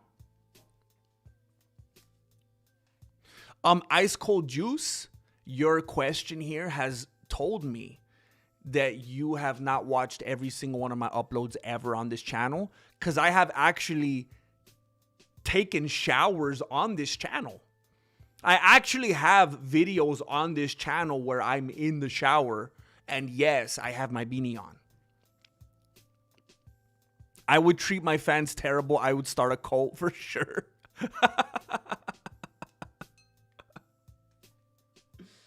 Oh my gosh. By basketball homies, I mean Google. I'm doing some dishes and wife work, but feeling grand, looking forward to being part of the best live stream. Randad! Heck yeah, dude. Thank you for bringing that love around here. I've said it so many times. That's why I love doing the format that I'm currently doing. I love being able to be there for people. I always say that specifically when they're doing the dishes, when they're doing laundry, when they're doing yard work, when they're commuting. I love it, bro, because I know what it feels like. I know what it feels like when I'm searching for something to listen to so I can help pass the time. So I'm so happy to be there for you, bro. We're trying to build up James's cult right here. He says, I lost it, man. He's like, we got Melancholy. Who we got next? Anybody else want to join? Oh, dude. LeBron flopped so SGA could flop more.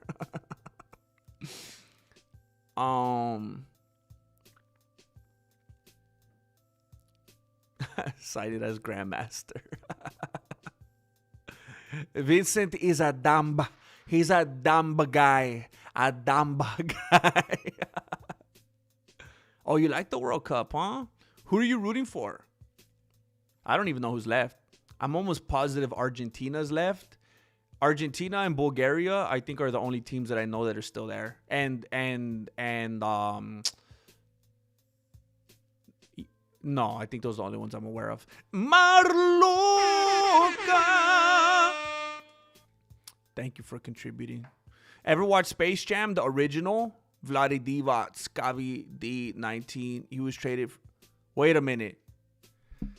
I've never watched Space Jam. I've only seen little pieces of it.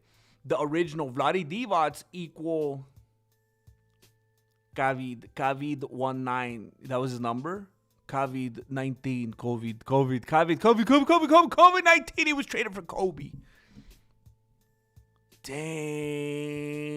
And then Kobe passed away at the height of COVID, didn't he? Was that like the...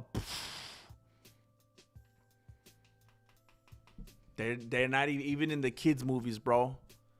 You know them Disney movies, too, are filled with that stuff, bro. ARJR, as far as I'm confirmed, you could both sign it. Both of them. Dude. I love how flexible you are, bro. Marloca, I'm not saying to join my cult, but we should talk. I need to watch Space Jam. Also, I don't like the word cult. Let's say friends. It sounds like Scientology. I'm always doing something when I listen to MMA. Cooking, schoolwork, laundry, always something. Heck yeah, dude. That's what we're here for. France is still in it? Really? Really? Let's call your cult Bishop's Castle. Oh, Bulgaria's out? Oh, shoot. Didn't they just knock out the US? They're already knocked out too? Oh, Japan. Who did Japan... Was it Mexico or US? Like, Japan crushed them, bro. That one I do remember. I saw the Mighty Ducks for the first time ever, like a year ago. It was okay. Pangea is part of the world. Is still part of the World Cup.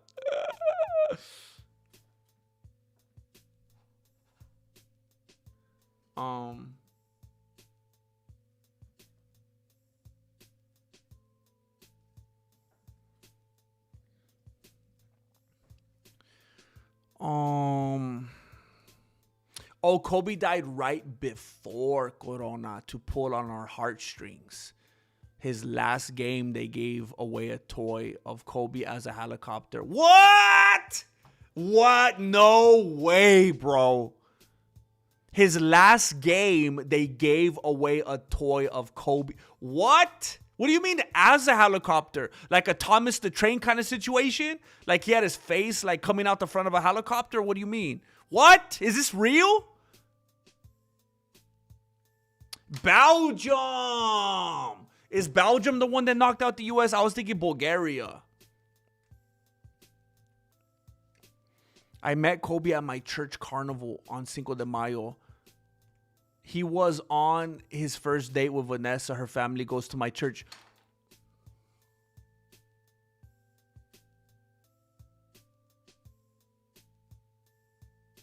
Are you joking, bro? Are you joking? I will have some Santa Fe sauce today, bro.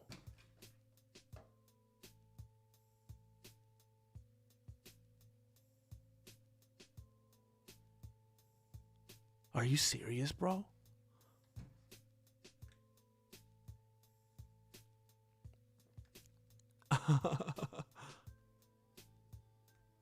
What?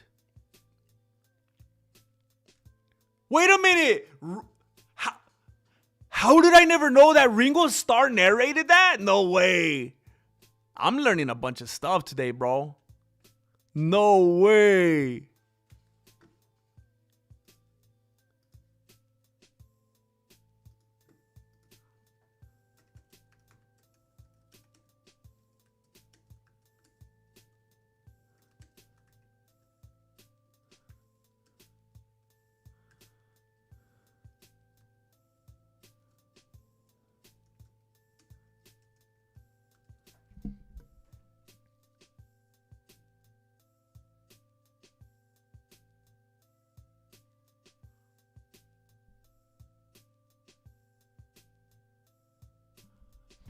Yes, at his final game on April 13th, 2016, the Los Angeles Lakers gave away a limited edition Kobe Bryant action figure that transformed into a toy helicopter known as the Kobe Robo Jam. These were distributed in gift bags to fans sitting in the lower level and courtside seats. Courtside ticket holders also received the additional official NBA licensed Kobe Bryant RC helicopter toy in their swag bags.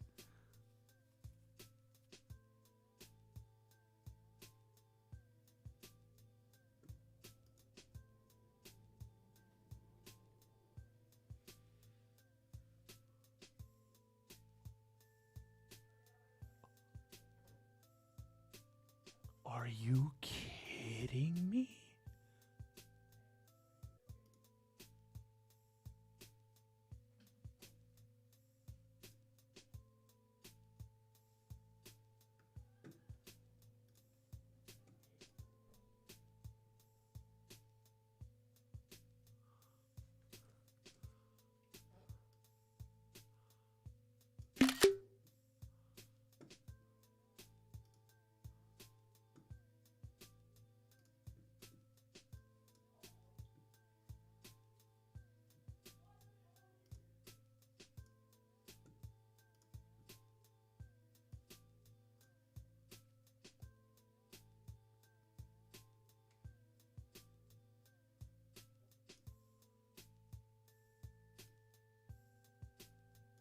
This is crazy, man. This is crazy.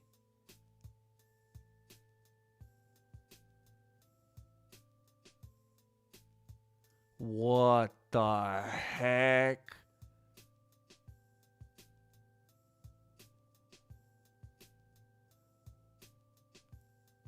Yeah, that's how I feel all the time, bro. Low Racer says I've been Truman my whole life. No way, dude.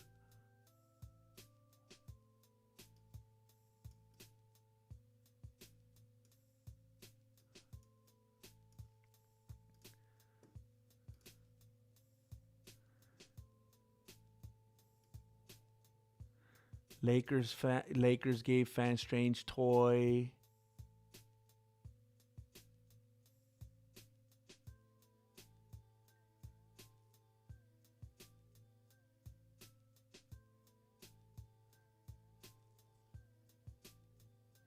Remember when his death was portrayed in a cartoon exactly as it would happen years before its time?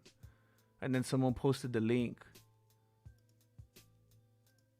What the heck? Is this real? Has anybody heard about the cartoon?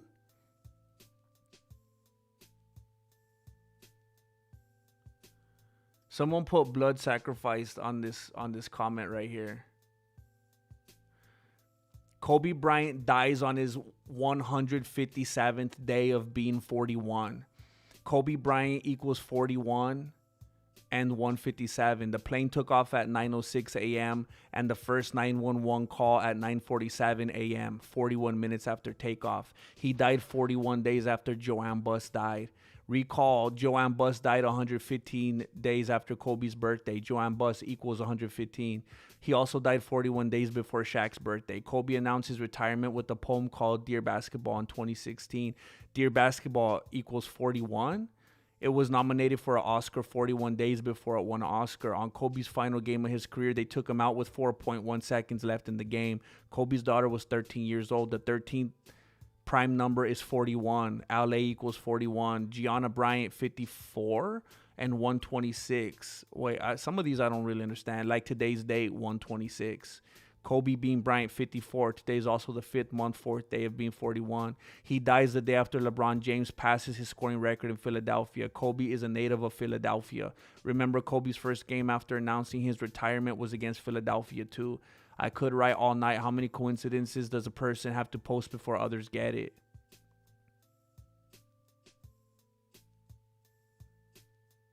So look, let me show you a part of this cartoon that I could show you without what the heck, man? Why did they even make this?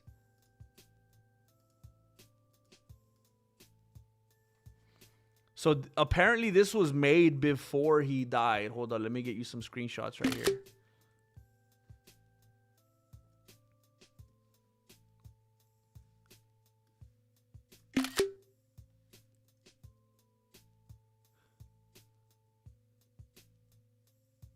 Wait, what the heck? And then it says the show wasn't the only thing to predict Kobe's death. And then here's a random tweet right here. What the heck? Like somebody knew or what? What is this? Look at.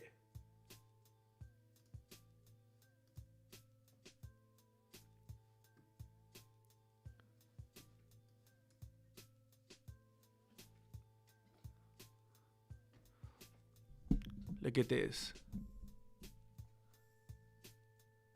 And this ain't someone being like having bad taste and making it after the fact. Supposedly they made this way before. And then look at this comment right here. Even before this cartoon, I believe.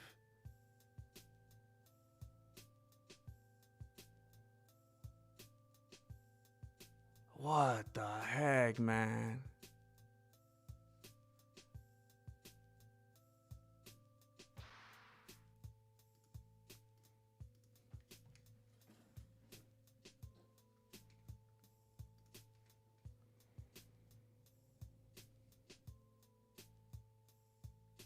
It doesn't even, Anders, it doesn't even have to have anything to do with numerology. It's just the framing of it.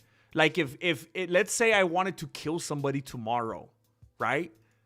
I could make up all these numbers and say it was because of this and that. No, it's just because I wanted to kill him. And then you just like reverse engineer whatever kind of number you want to. I'm not saying that I believe in that as a, how do you want to put it?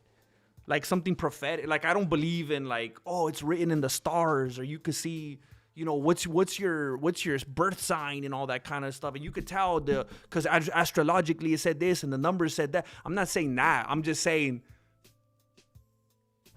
I don't think it was an accident. I think anybody could reverse engineer that after they've already done whatever they wanted to do, or make it make sense. Like if you know you're gonna kill somebody, you can make signs and numbers and stuff. Like it's kind of like how some people say they don't believe in math, you know, because anybody could have said, well, I guess 1 + 1 equals this number. I don't know if I'm going in the right direction with that, but I'm just saying it's easy to reverse engineer stuff. That's what I'm saying. You could always find the numbers that you're looking for. So I'm saying, like, I feel like people use stuff like that to get to their own purposes and to their own ends when they just simply want to kill somebody. Yeah. Like when I read that kind of stuff, okay. When I read the numbers, I'm like, oh, this and that. Ooh. My fascination is, this was on purpose. It's not like I was thinking, oh man, it's the numbers. It's just like, oh, this was on purpose. ARJR, we've got an hour and 31 more till go. Let's go. Frankly, we've already done better than I thought we would on a Thursday. So,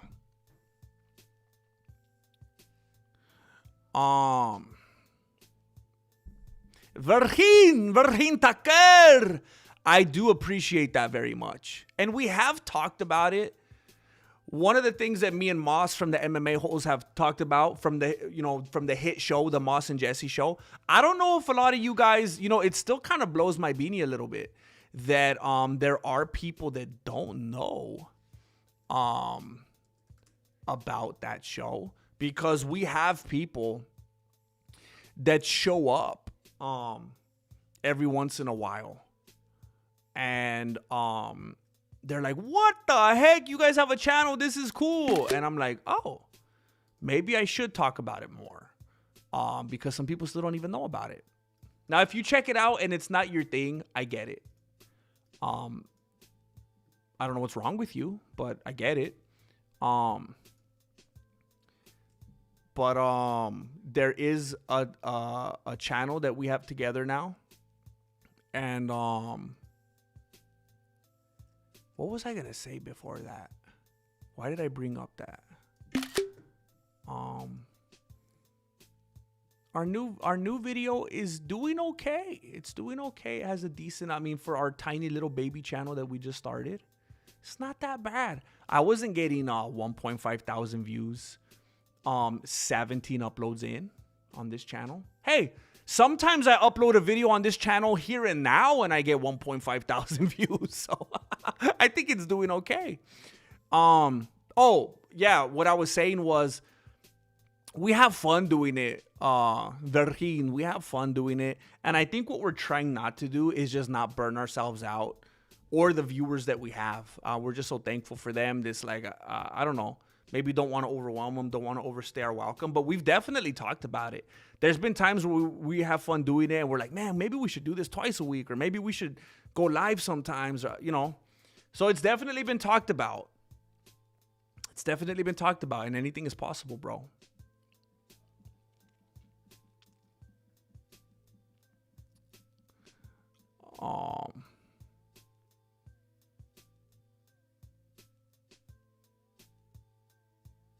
Randad, you are right up my alley, brother. You are right up my alley. I love it, man. Max Bluestein. Thank you, bro. Max Bluestein, always clutch, man. I've been waiting for UFC to do that to someone. Not enthusiastic about it though, right? Dude, if it was gonna be anybody, it would probably be Conor, huh? Who the heck else would? It's like George Costanza in Seinfeld. Was it Jerry that was like, you think you're how did he say it when George Costanza thought that someone was gonna bomb him or whatever, and Jerry's like, you think you're bomb worthy? Like, who's gonna kill you? Who would be that in the UFC besides him? Like, even John Jones, it's just like, he's not bomb worthy, Wow. The 7322 from an old student to a great man that happens to be a GOAT of MMA YouTube.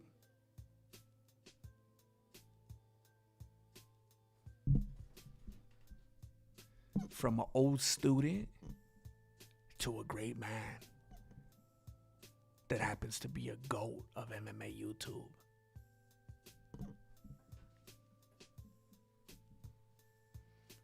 This is cryptic, bro. This is cryptic.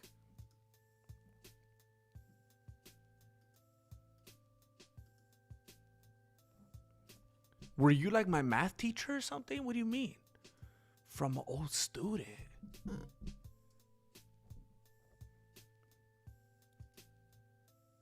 From an old student to a great man that happens to be a GOAT of MMA YouTube. Oh, dang. Well, I appreciate your kind words. I try to be a decent person. I try.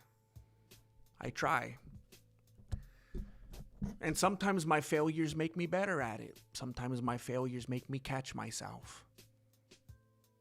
And I try. I try to be a GOAT. I try to be a GOAT of MMA YouTube. And just like I said in one of my most recent videos, there could only be one. We can't have a whole farm out here. You know what I'm saying?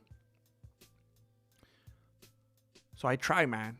Thank you. Thank you, bro. Thank you for supporting, for getting us closer to that goal. Thank you, man.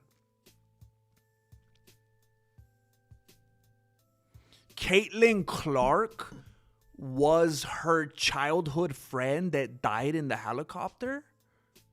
Wait a minute. Caitlin Clark was her childhood friend. Had a childhood friend? Was her childhood friend. What? Allegedly. Wait a minute. What are we talking about here? Are you saying Kobe's daughter's friend? Max Bluestein! Thank you, bro. He's determined that we get there. Wait a minute. Are you saying that, you know how there was supposed to be other... I don't remember who they were, and I know it's messed up. There was another girl that died in there that was supposed to be Kobe's daughter's friend. But what are you saying, that supposedly like that wasn't her, or it was supposed to be her and it wasn't, or what happened? They swapped her?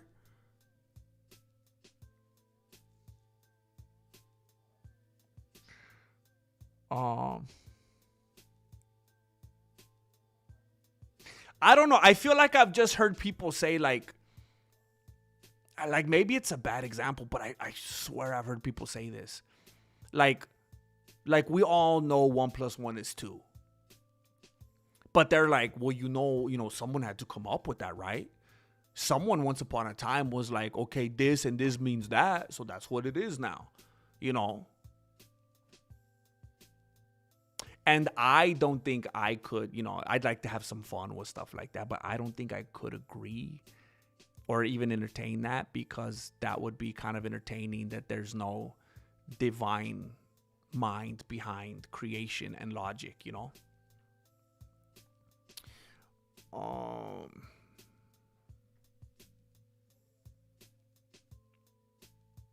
Jay Garcia's from the MMA hoes. Heck yeah, dude. Heck yeah. Yeah, Maverick. Yeah, like, I don't know how to say it, man. I don't like talking about stuff that I haven't really put some thought into, you know? And this is all off the beanie right now. I wouldn't say I believe in numerology. I wouldn't say that. But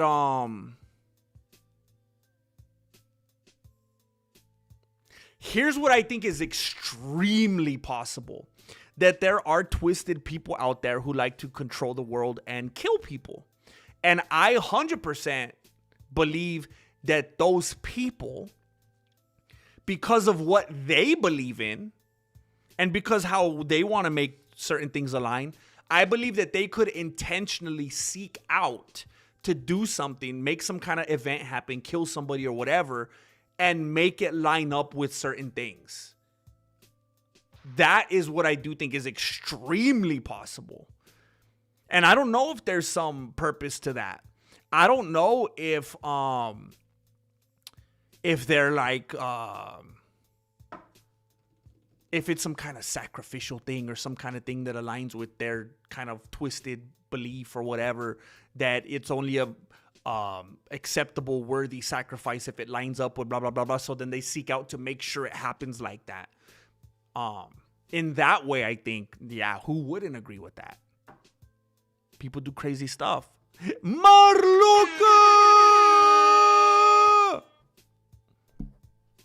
Thank you so much. Marloca. Do I know when I'm streaming on Saturday? Yeah, I don't want to pull another one of those like that last time, right? When it was at like 6 a.m. So according to this, the early prelims are going to start at 2. Now, I have every intention, because of the magnitude of this event, of going live at like no later than 1. Like if I'm feeling really crazy, really frisky, I have all the energy in the world, I had some good rest, I would think I want to go live at like 12. I want to make this an all-day party. I want to tailgate. But I'm thinking like if I'm lazy that day, I would go live at like 1.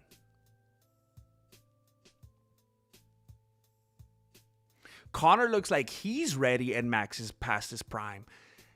Max, I mean, you pay a price for fighting the way that Max fights. He's like a Nate Diaz kind of fighter. You pay a price for that.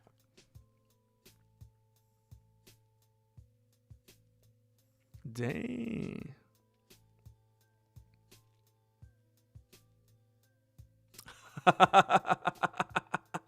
Now we patched things up, bro. We patched things up. We had to get lawyers involved. And we're all good now, man.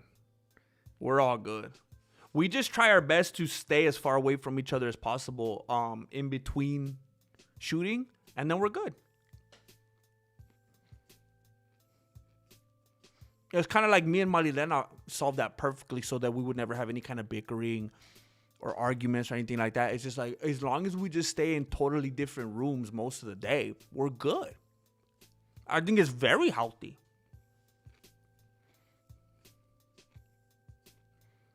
Caitlin Clark and Angel Reese resemble the girls that died in the helicopter. So what's their suspicion there? Do they think that, like, I don't understand. What are they saying happened then? That the crash was fake? Or I don't know. Like, what's the, like, if they resemble them, what's the suspicion that they say happened? They swapped them. Why would they even? Okay. So with that line of thinking, whoever's on that narrative, are they saying that maybe everyone's still alive besides Kobe and his daughter? That they're the only ones they really wanted to get rid of, and they found ways to, like, swap to other people? And, like, the other ones were, like, on that MK Ultra? And they just became basically, like, drugged up like kamikazes?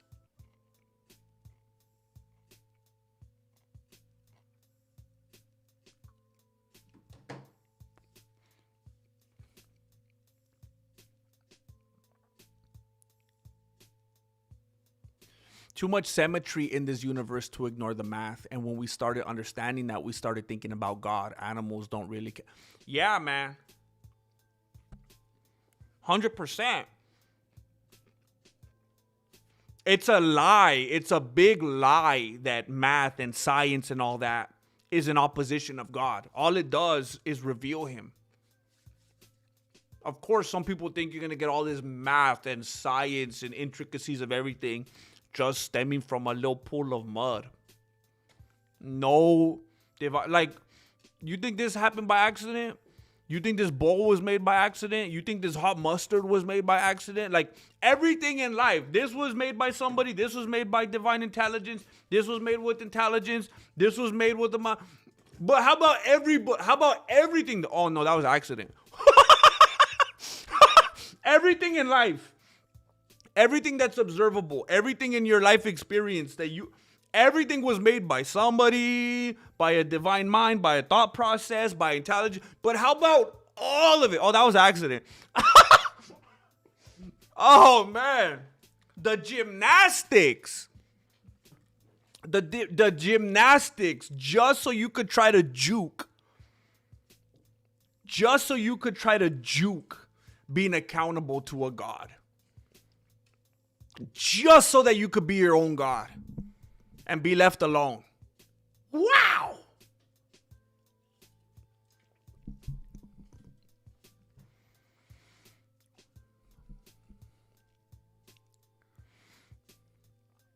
I think it'll be fun, Melancholy. I just hope that I'm responsible in the days leading up and I get some good rest and I feel good and I'm on time. ARGO! Shoulders and traps day. Time to get swolenated and hugified. And I'm taking y'all with me. Let's go. I wonder what I'm working on today. I was working with AI last night to make my new plan. What am I doing today? Today's Thursday. Today I'm doing back and arms. Ooh. I'm doing some weighted pull-ups. I'm doing some one-arm dumbbell rows, easy bar curls, hammer curls, reverse curls, farmer carries, hanging knee raises. Oh, today's easy, bro.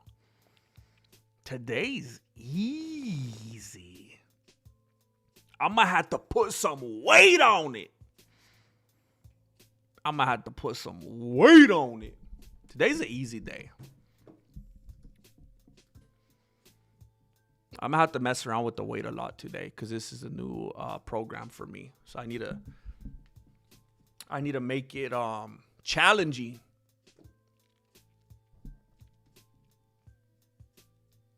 I know.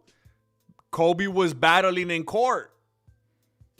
I know about that. He was battling for that snake logo. He was having issues with the that sports drink. There was some stuff going on with that. ARJR said, keep it up, keep it up, keep it up. Nature Lady Michigan with the self-inflicted. We are family.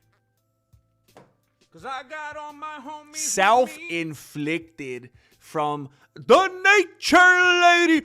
Woo! Nature Lady Michigan, thank you so much. Thank you.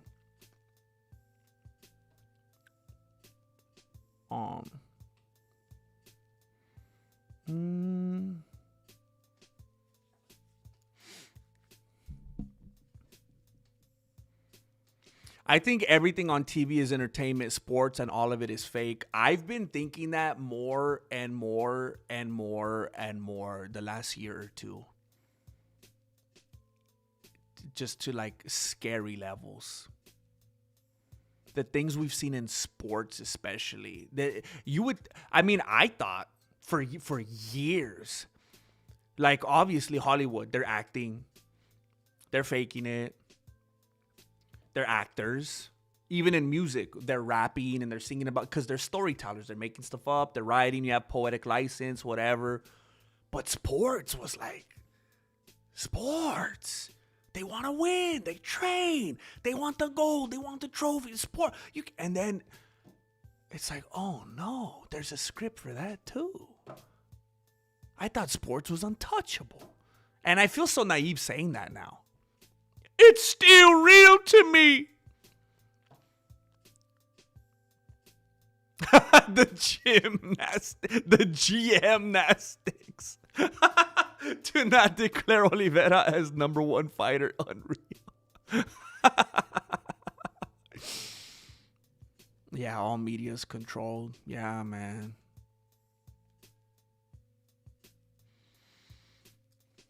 Is Caitlin Clark an Android replacement? It makes sense because they needed viewers for WNBA. She brought watchers. I feel like a fool now rooting for Caitlin Clark. And I don't watch the games. I just kept seeing her get pushed around. And I was like, don't push that poor girl. They got me. Oh, no. ARJR says, how about working on your poster? ARJR, I'm done playing around, bro. I've been a fool. I've been irresponsible. I've been inefficient with my energy. It's time for me to get serious, and I realize that. Free weight squats to jump pump kick. Oh, dang. Oh, I like that, bro. Ooh, interesting. That could be scary. You want to hear something funny? You could eat on air live, but Brenda Schaub always sounds like he's...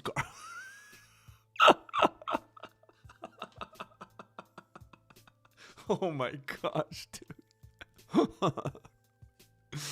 Dude, I've been overdoing it. 12 days of BJJ in a row. Dang. On the 12th day of Jitsu, my ringworm gave to me. With lifting as well, plus work. I need a... Melancholy? You know, I feel like there's a lot of like-minded people here in this community, and I feel like a lot of us probably have like a general underlying disgust for AI for the most part. I mean, I gotta be honest, there's some things that it's like, man, like nothing for like creativity. Heck no. But it's like, it's kind of a cheat code for other stuff. Like when it first dawned on me to maybe use AI for like workout regimens and stuff like that, it was like it just opened like a whole new world for me. Like what a time saver, man. And one of the things it's been telling me, dude, about like if you really want to get them gains, about how unbelievably important the rest is.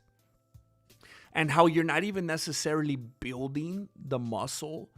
Well, you're not. When you're working out, you're tearing it. You're breaking it down. That's part of the process. It builds when you sleep. It builds when you rest. And if you keep attacking the muscle, you're going to make it like flat. It's going to like, it's not going to peak because it stays strained. It's hard, man, because like mentally, you want to have that spirit. You want to have that heart and stay like, I can't stop. I'm a robot. But it's like your mind's telling you yes, but your body, like the body's like, no, dude, I can't do this. I need time to rebuild. That's a hard thing for me to overcome because my mind wants to keep going. It's like, I got to find something else to keep my mind satiated while my body rests.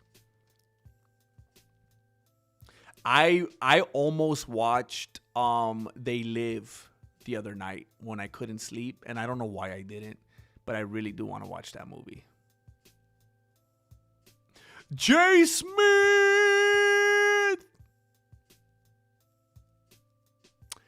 Yeah.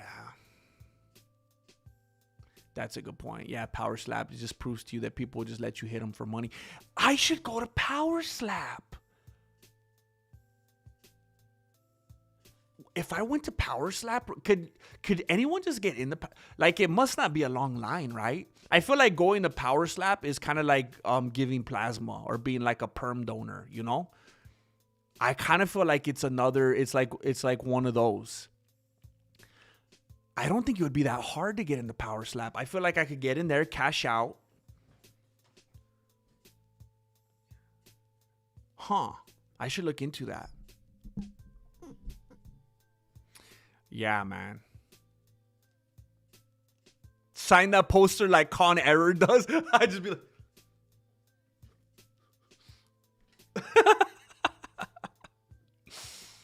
Sports is just athletic acting. Oh my gosh.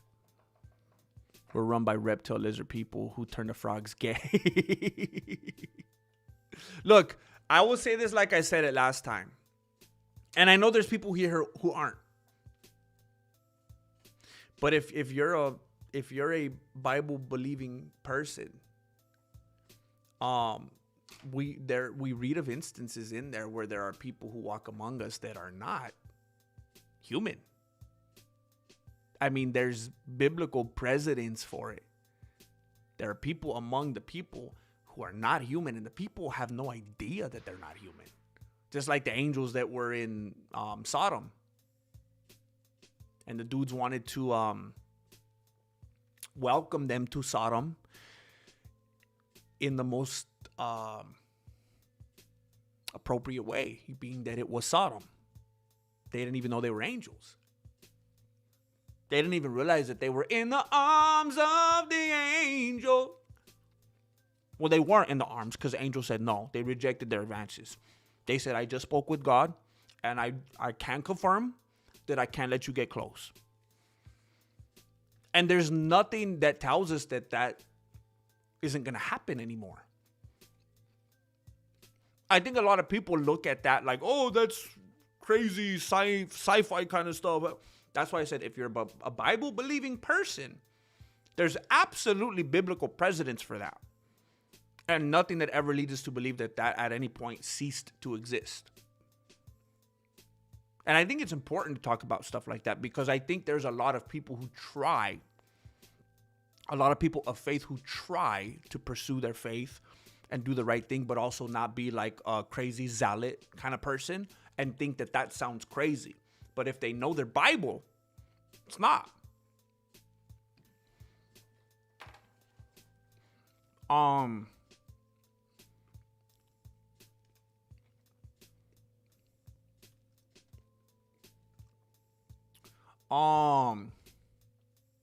I have trouble recognizing body signals, heat signals, hunger. Ooh, really? Wow. That's good though, right? Because then you won't overeat. I usually get flu symptoms or just overall fatigue and realize it's too. Oh, dang it. Right. Wow. Oh, shoot.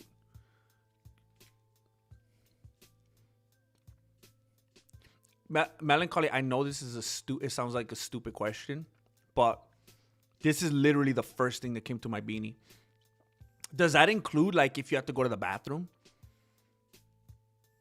Because I know someone in my life that's always like, they're just going about their day. And they're like, and they're like, oh, shoot, it's coming out. I got to go. Like that bad. And I kind of think that they're working with a similar thing, if you know what I'm saying. It's actually been talked about a few times. And I'm wondering, is that what that is? Or do you not experience that at all?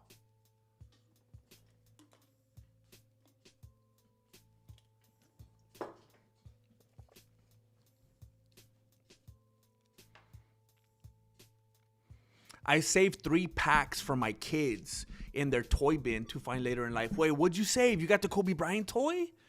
What do you mean? What did you save?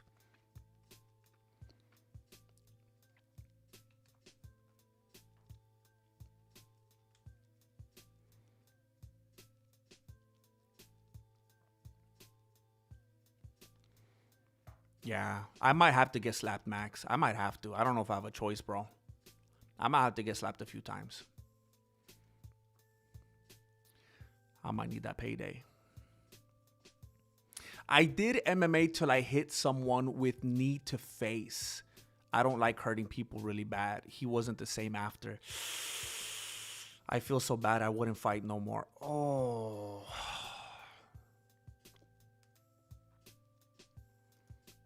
Oh, man.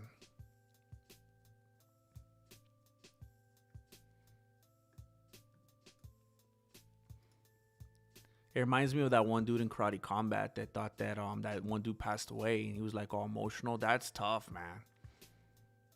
Wasn't the same after. Oh man, that's tough. That's tough, dude.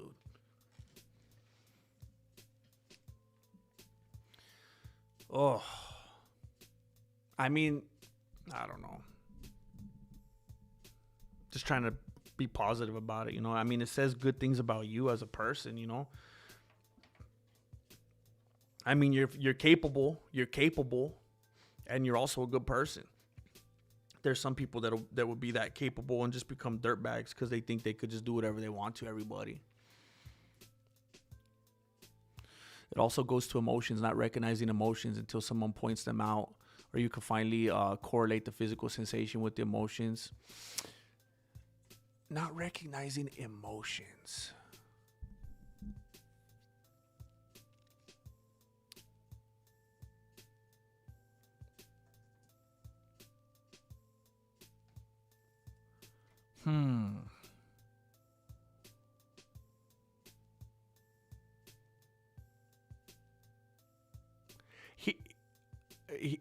Here's what I struggle with melancholy.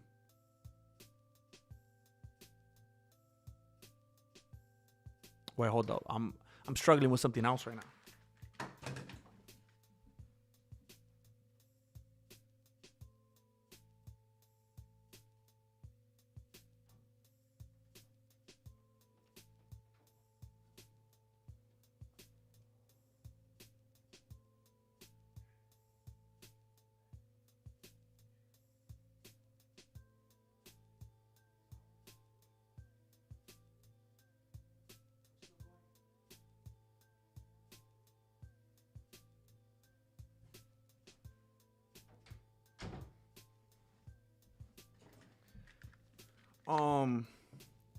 You know what I get told sometimes, but here's the thing, bro. I feel like, and this might be really bad.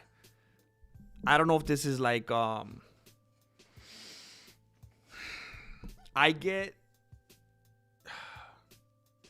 have these problems, melancholy, with the people that I'm closest to, and I hate that. with Marilena, with my kids, it'll be brought to my attention that sometimes I might not be aware of how I say certain things, the tone that I use, the face that I'm using, the body language. And it's not like I'm being picked on or anything like that, because once it's weird. Once it's brought to my attention, then I'm like, it's like then it occurs to me, and I'm like, yeah, I do hear it like that now. But I feel like when it's with other people, like if I'm out at the store, I'm talking with people, whatever, and I don't know, in a way I feel like we all do this, but I don't know, maybe I'm trying to make myself feel better. When I'm like out and about and talking with people, I feel like there's this version of myself that I kind of put on, where I'm ultra pleasant, so I don't fall into those traps. And it's like I'll be very aware of. I'll just be so much more aware of it than like when I'm with people that I'm super comfortable and close to, which I think we all do. It's kind of like when you answer the phone and it's like one of your coworkers or someone from church or someone that you're working with. Oh, hello, hey, what's up? And then when it's like your brother, oh, well, what's up, fool? Like you know how you just talk to people different. But yeah, I don't know about the physical sensation part of it. For me, it's just like the way I'm talking, the way I look, the way I'm acting. I seem irritable, upset, short, impatient. And I'm like, what the heck? I didn't even mean that. I'm not even upset.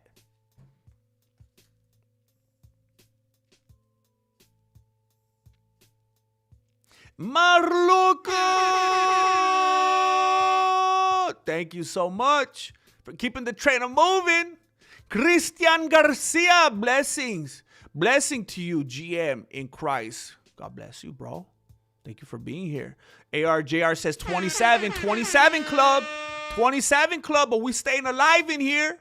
Marloca, bringing out that beautiful little cuddly, dudley, woodly, bugly fox. It's reminding me of something that's en route to me today, that I think will be able to rear its beautiful head tomorrow. Finally. That's all I could say for now. So good to see that fox. That's irritable bowel syndrome, GM.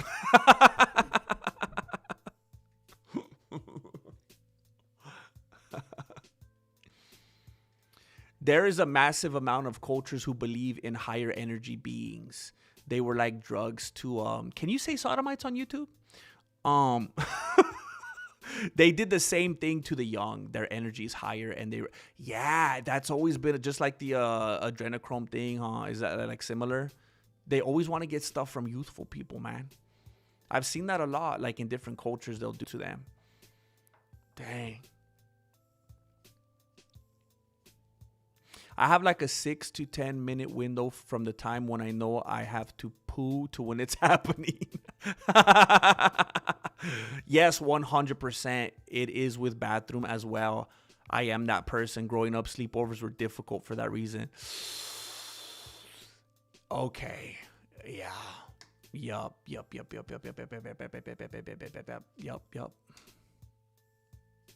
I get that, melancholy. I get that, bro. Right there with you.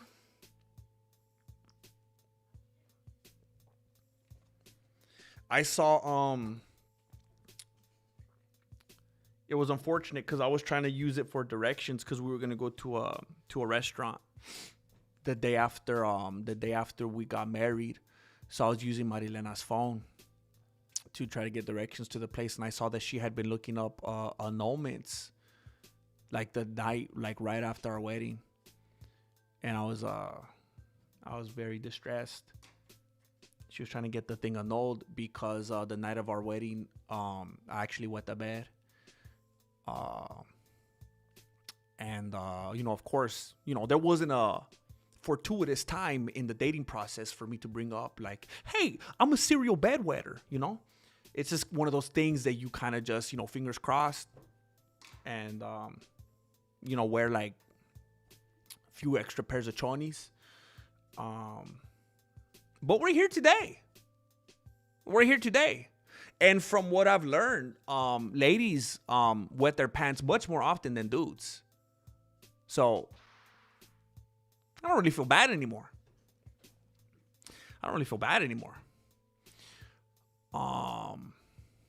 I mean, it's like $1 billion industry because of ladies wetting their pants and, whatever other stuff that I'm not going to get into. ARJR, kiss from a rose on the street.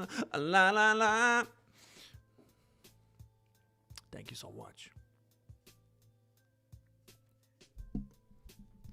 Hey, I don't know if this is true that Israel is leaving city kickboxing. Someone's saying that.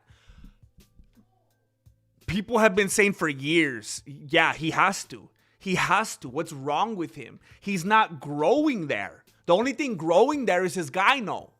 He's not growing as a fighter there. He needs to make a change. He's going to be like one of these many other individuals that refuses to grow with the sport. I mean, let me see. Is it happening? Is Israel Adesanya leaving CKB? Wow. Reveals he's officially left City Kickboxing. He's confirmed that he's tired of swinging them Kiwis with Dan Hooker. Video, he spoke face-to-face with longtime head coach Eugene Behrman and opted not to return to the gym in order to pursue focused individual training. So he's trying to do like a Mr. Miyagi type, like one-on-one kind of training. Adesanya's departure from Auckland-based gym marks the end of a 16-year partnership. While paying homage to CKB for shaping his legendary championship career, he stated that insanity is doing the same stuff and expecting different results, highlighting the need for a change in scenery and more individualistic approach following a challenging stretch in his career. Dang! Wow! So he's going to be doing some Diego Sanchez type of stuff now. Could you imagine his next upload on his channel? You see him swinging upside down and that one dude giving him the vertical punches to the dome. What was his name? Did I ever tell you? I know I told you guys. No, I don't want to be one of those dirty vatos. I don't want to be one of those dirty vatos that would ever reveal DMs. I think that's disgusting. But me and that dude, where is it? What thread would that be in? Me and that dude, what the heck was his name? Diego Sanchez's coach, that weirdo dude. We were DMing. I'm pretty sure he DM'd me first, by the way. Dang, how long ago was that?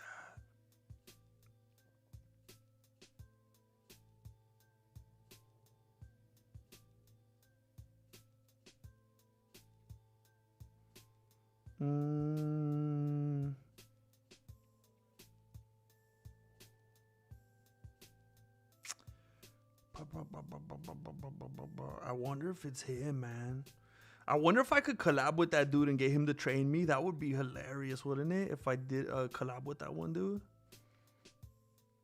Does anybody remember his name?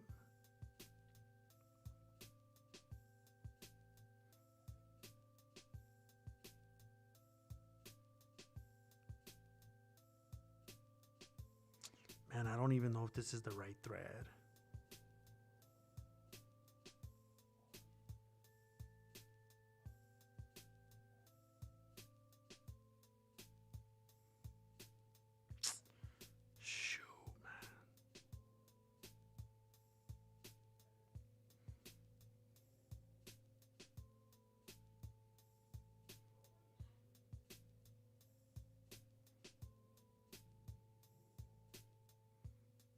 I think I'm going too far back now. It might not be in here.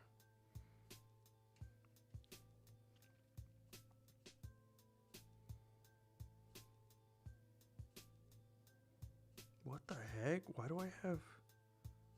There's some conversations I have in here that I forgot about, man. What the heck?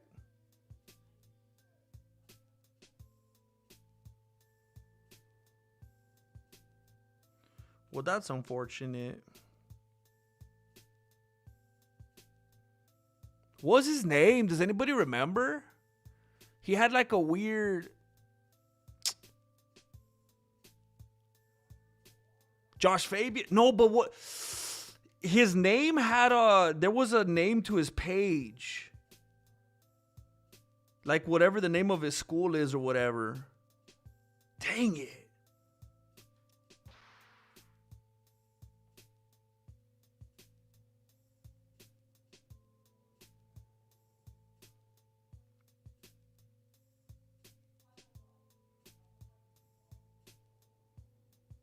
I know I'm taking too much time on this, by the way. I understand.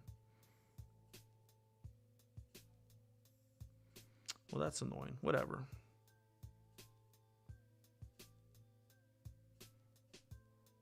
Yeah, it's even telling me. School of Self. That sounds familiar. That sounds familiar. Wait, where's the... Is there not like a search bar for my...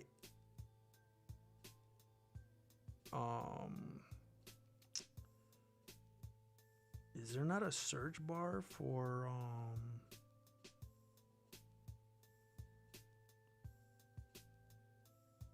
the DMs? Oh, if I go here, if I look up School of Self.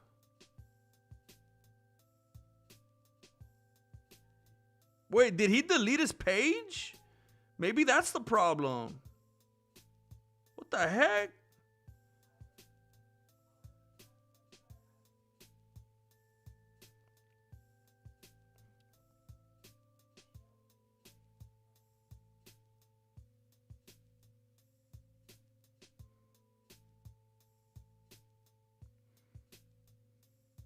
All right, I spent way too much time on this. Who cares?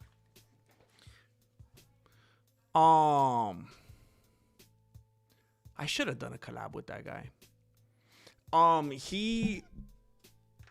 made a video. Obviously, everybody was. I was covering that whole thing with him and Diego Sanchez, and then he sent me a message. And he was like, nah, bro, let me tell you how it's really going down behind the scenes. No one's covering it like this. And then he was like, you guys already know how I am. There's so many different, like, either,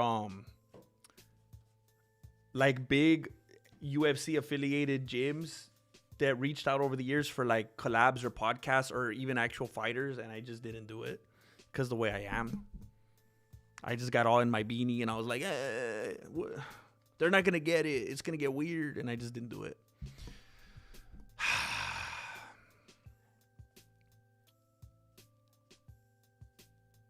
I don't know if I read this. ARGR says 28, 40 with 40 minutes to go.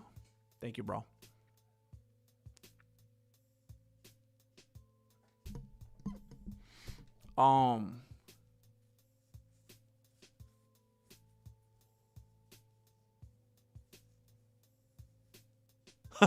I feel you. People at work always say to me, it's going to be all right, man. It makes me so confused because I could be having a great day. You know what? I think I've talked about this before. Look, I'm not trying to get any kind of pity or anything here. I'm just saying. I'm just trying to be transparent with you. And maybe some of you are like this. I've been this way since I was a kid. I've always had a very like mopey, kind of depressed disposition. Like at any given, I remember my teachers used to ask me like, "What's wrong? Are you sad? Like what?" I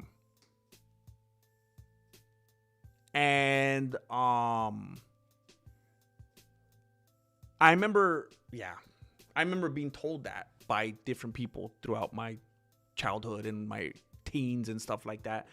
And I think I learned. I maybe I got sick. I feel like I'm learning stuff about myself right now as I say this out loud. I guess somewhere along the way I got sick of that, and I learned how to fake it. Because when I became an adult, it's funny when you said that, Melancholy. As an adult, I remember I used to work at a packing shed, at a packing house. I don't know if you guys know what that is. I've been born and raised in like the biggest agricultural environment, like for sure in the US, maybe in the I don't know. But just nothing but farming and fruit and I worked in a packing house for like 4 summers. And you're just walking.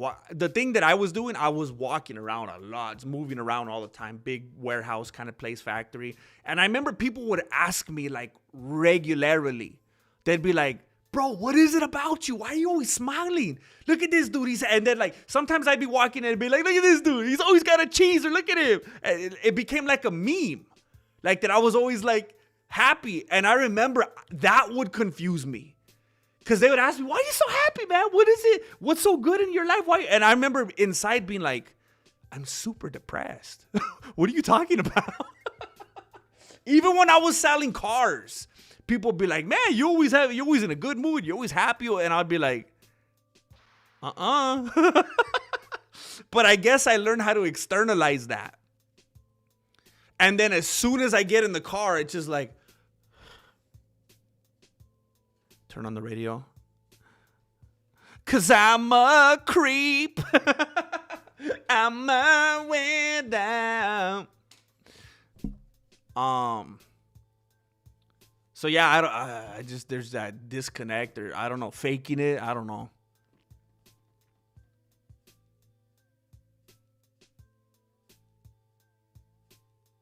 Wait, what? How about? You guys couldn't hear me a little bit ago? Can you hear me now?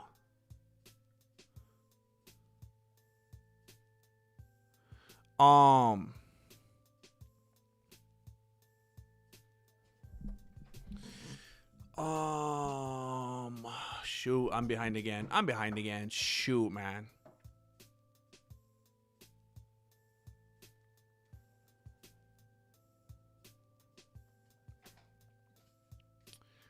I think my sister's going to get a car soon. The stress of driving her to and from work every day is getting to me, and I'm showing frustration too. Wait, Max Bluestein, I thought she did get a car. I thought you told us like a week ago that she got a car and you were happy about it. Am I going crazy? Are you Truman showing me right now? Did you go back a few pages on the script?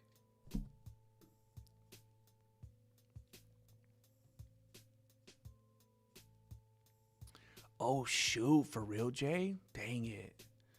Oxy butt. You know what's very insensitive about that? For real, Big Pharma, you had to put the word butt in there?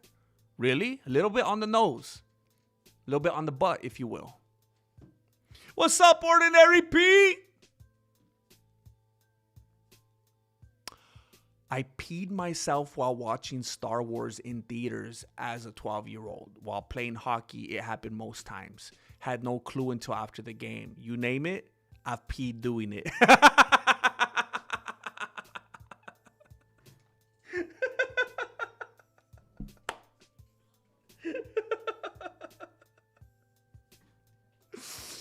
You know what would be funny, bro? And I'm only saying this because you have a sense of humor about it. Dude, I'm gonna make this a note. I think this is like a funny joke that you could like insert into something.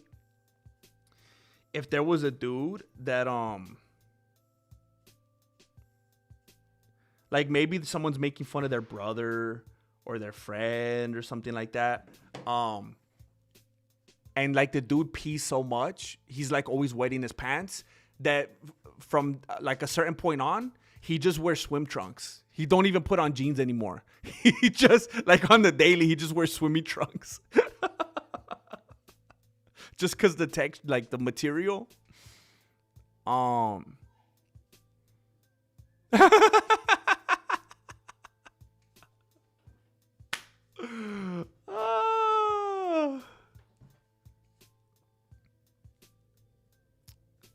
Man, I'm gonna have to skip a little bit. I think I stepped out for too long.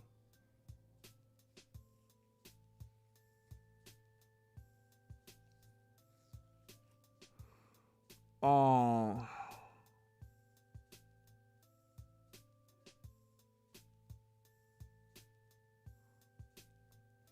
Wait a minute. You trained with Joe Louis? No way, dude. That's how you got solito?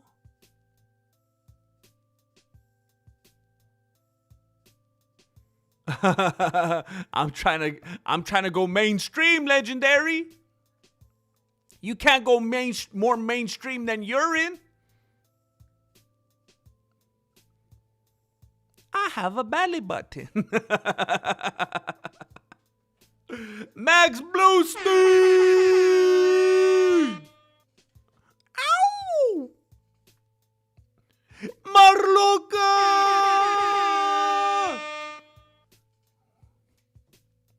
We're really doing it. We're really doing it, Jay Smith.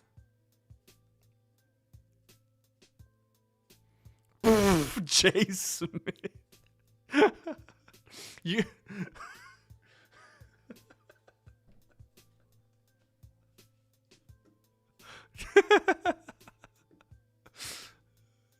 GM, yeah, we know what it means when you say you used to work in a packing house. Strawberry picker, dude. I would have been eating some of them strawberries, bro. I love strawberries. GM, I legit had to show my boss my baby picture to prove it's just my face. Cause she always used to say, "What's wrong? Are you mad?" I showed her my fat head baby picture, making the same face. I've been like this since birth. That's crazy, man. That's an HR complaint right there. You gotta stop talking about my face, boss. How would you feel if I came every day talking about your face? I've always been told I look very serious, but I'm quite the opposite for the most part. It's weird, man. Like, I feel like I've tried way too hard to balance it out or like compensate or whatever. Cause I always used to get told that I look depressed. And then I was always told, you look happy. And I was like, dude, I don't want to, I got tired of looking, I didn't want to look too approachable. So that I just started being like, you know, real reserved and just kind of kept to myself.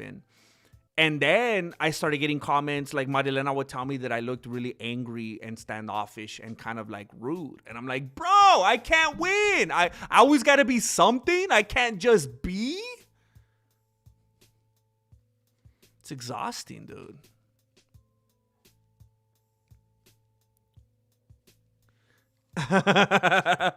ARGR says, oh, no, you don't. I see what you're trying to do. I see what you're trying to do. This dude used to always play that song Creep for the patients at the psych hospital. No way, dude.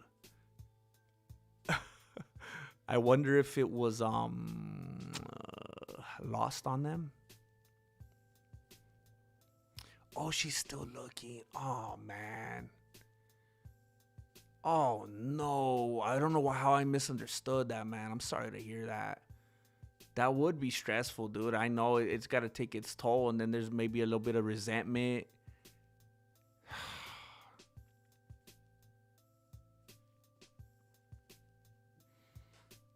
Hey, bud, you about to go swimming? No, sir. These are my life trunks. I was that way before assault. I could just make myself happy and people noticed. When I wasn't doing it, I felt depressed.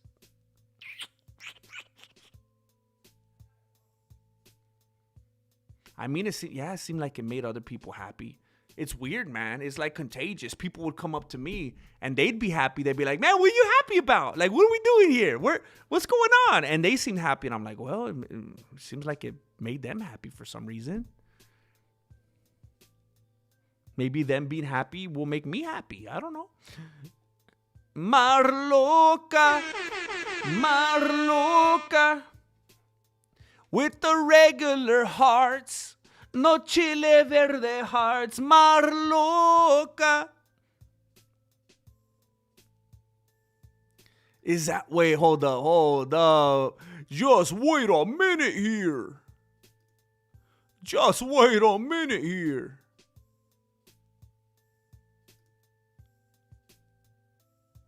Oh, dang! That is Joe Louis!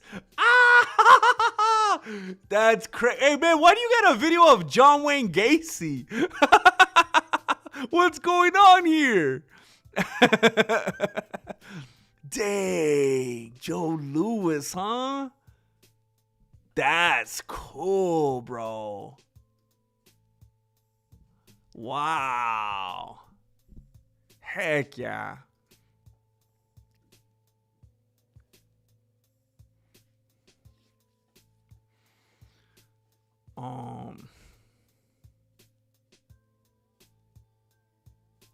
Driving home from work through swampland, looking out the window, lost in thought. Coworker asked what I was thinking. Lost in thought. Okay, driving home from work through swampland, looking out the window, lost in thought. Coworker asked what I was thinking. I said, lots of places to dump a body around here. He stopped asking. Wait, what's ARBC? Oh, I forgot about that.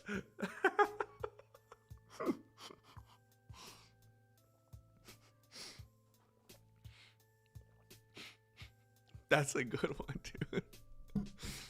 dude. Max Bluestein.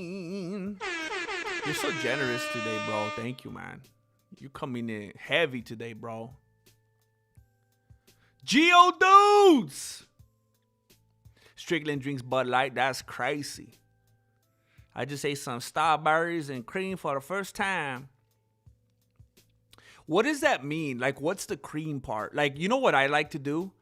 I'll get strawberries and I will literally put like just vanilla, like cake icing all over them. And it's so good. But when people say strawberries and cream, what does that actually mean? Like, what's the cream part? Dr. Pepper, red vines. You did just remind me of something, Geodudes. I need to talk about Strickland right now. I did want to talk about him during this stream. Leon Enriquez! GM, that's depression, bro. That's depression, brother. You feel is something, the depression you feel is something very normal these days. I felt it. I feel it too. It's the aliens. They have powerful demoralizing stimulation tech. You know what's very interesting, Leon? It does definitely feel like many things are geared today to lean us toward depression. Social media maybe being the biggest thing. And you know what? Because people might wonder, how the heck does that make any sense? What's the agenda? What's the angle? Why would they do that? And I feel foolish about how, because sometimes I get maybe so caught up in the ins and outs of like what I believe in specifically, and I'm so into it and passionate about it that I could spend so much time marinating in that, and maybe need to make sure I peek out every once in a while to see what's going on. And when you look at stuff like Project Bluebeam, it's like it makes perfect sense that they're trying to get people, just like as a whole, just like as much depression as they could insert into the world as possible. Like, they benefit from people being depressed because if they know they're going to turn right around and try to offer them some kind of artificial savior, then it'll play right into their hands. And then they'll offer this supposed nirvana, this supposed utopia. It's scary, man.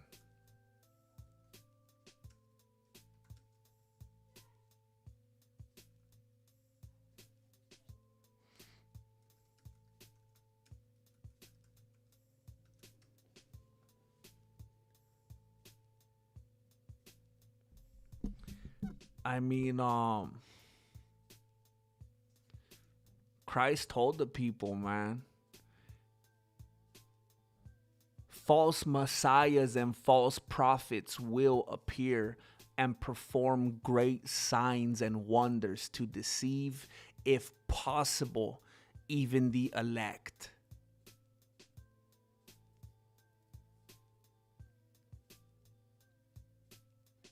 I like the wording here. They're trying to gather everyone they could. If possible, it would even penetrate this, but the elect is a protected class, if you will, but just really emphasizing what's going to happen here. False messiahs and prophets will appear and perform. Here's the important thing. It's not just somebody showing up that's an eloquent speaker that is offering some kind of political piece or something. It's talking about performing great signs and wonders. That's in Matthew and in Revelation. And it performed great signs, even causing fire to come down from heaven to earth in full view of the people. I mean, we keep hearing about these projections and AI and drones, and they're doing some crazy stuff in Asia in the sky, putting on these fire and light shows and stuff like that. Man.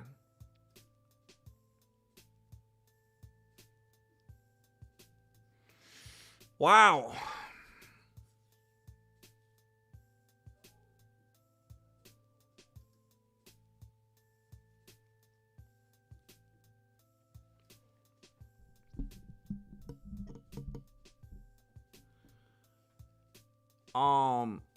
I mean, it's good. I get it, Max. I would. I mean,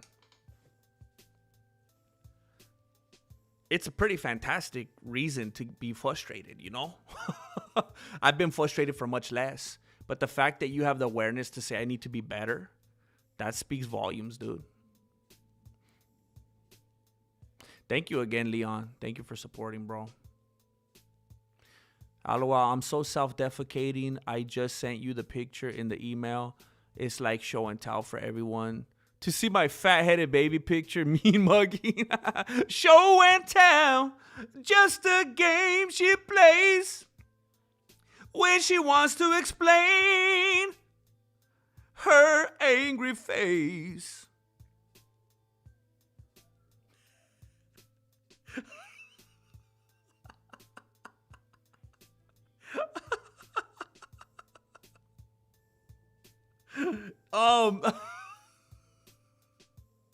Legendary Gnome,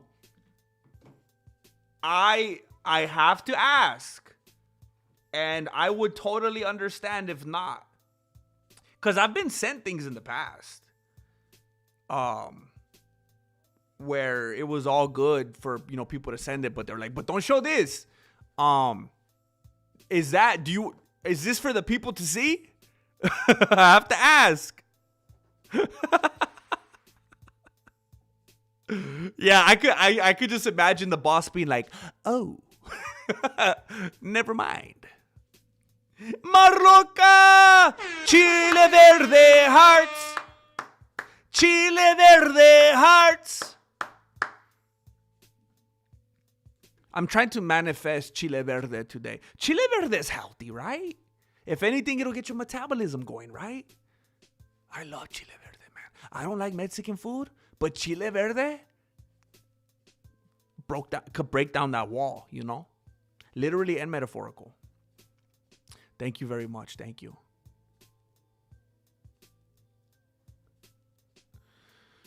Oh,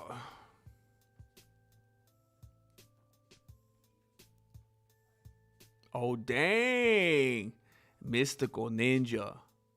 Are you doing me like LeBron James, Mystical Ninja? Cause I could train you too, bro.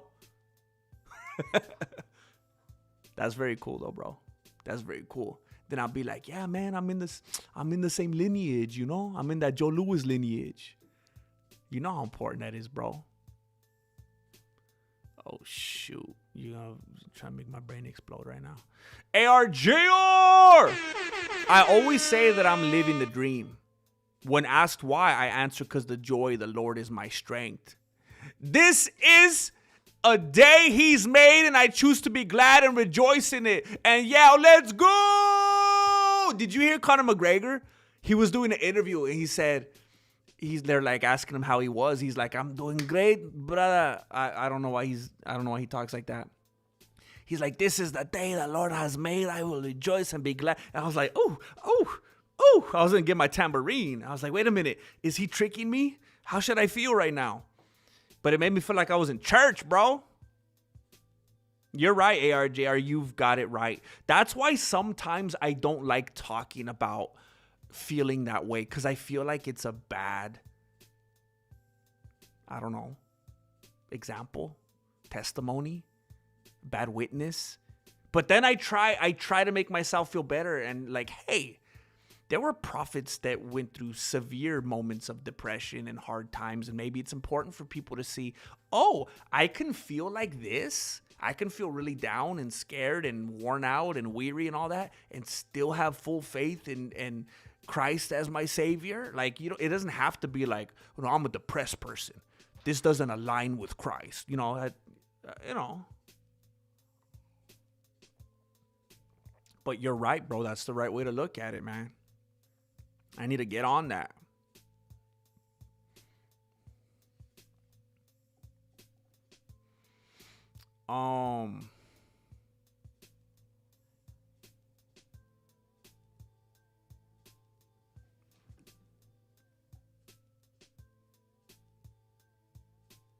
Oh, this one got me first. I saw my phone light up. I don't always have my notifications on, but when I do, I see my phone light up. Bow, bow. Let me my legs fell asleep because of the way I was sitting.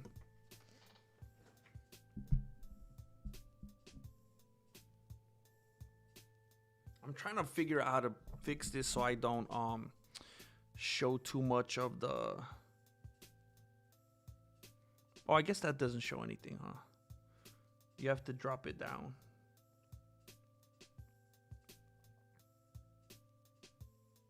So look at. Wait, hold on. Let me do this first. I'm paranoid.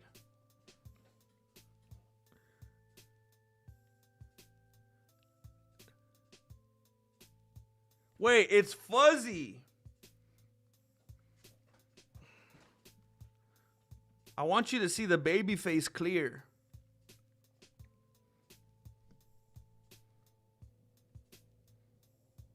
Look at. Why is it looking? Look at that scowl, brother.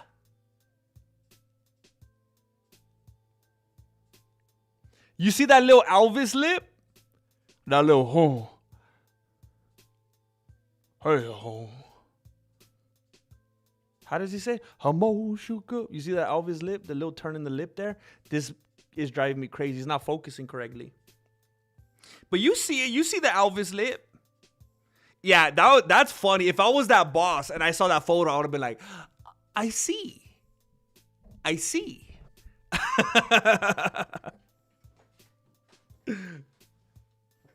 Did you listen to lots of Marilyn Manson in the Valley? It's a callback. We were talking about Marilyn Manson earlier.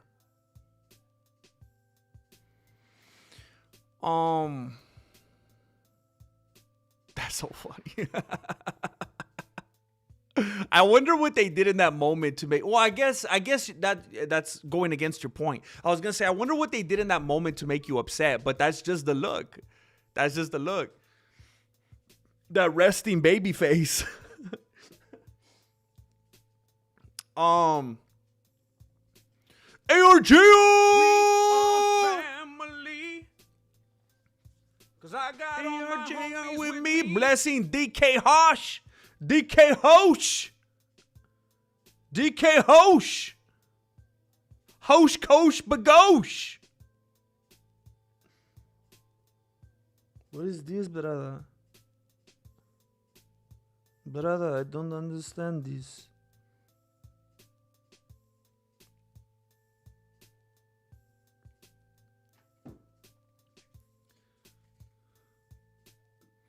Absolutely funky fresh justice. Good to see you, bro. Marloca.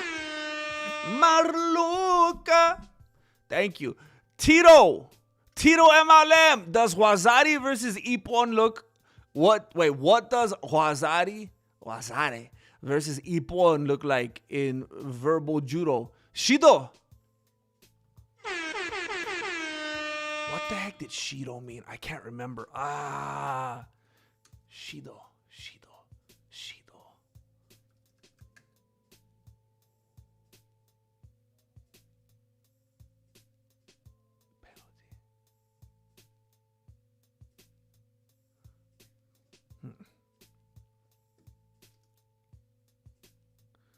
Okay. Shoot, man. You got me on the spot right now, bro.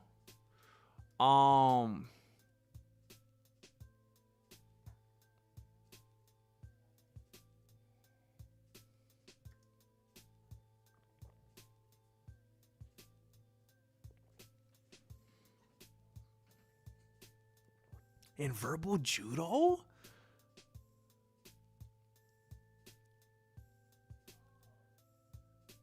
Oh, I don't think I realized what you were asking me at first. I think I was thinking about it too metaphorical. So, okay. Are you talking about literally like how Ippon is kind of like a pin in wrestling and how Wazari is like not quite a pin? It's so long since I've been used to the terminology of judo. My mind went to Ippon Seonage. I was thinking Seonage for some reason. The first time you said it, I was thinking of like how I would explain, like, you know how I used it with Flaco a long time ago? Like verbal judo isn't like how, you know, how cops talk about it, like de-escalating situations with verbal judo. It's literally when you explain to them literally what you're going to do to them by using judo. And I think I did it wrong. I got nervous. And I was totally against, not like in like, I don't know, maybe both, against like competitive judo.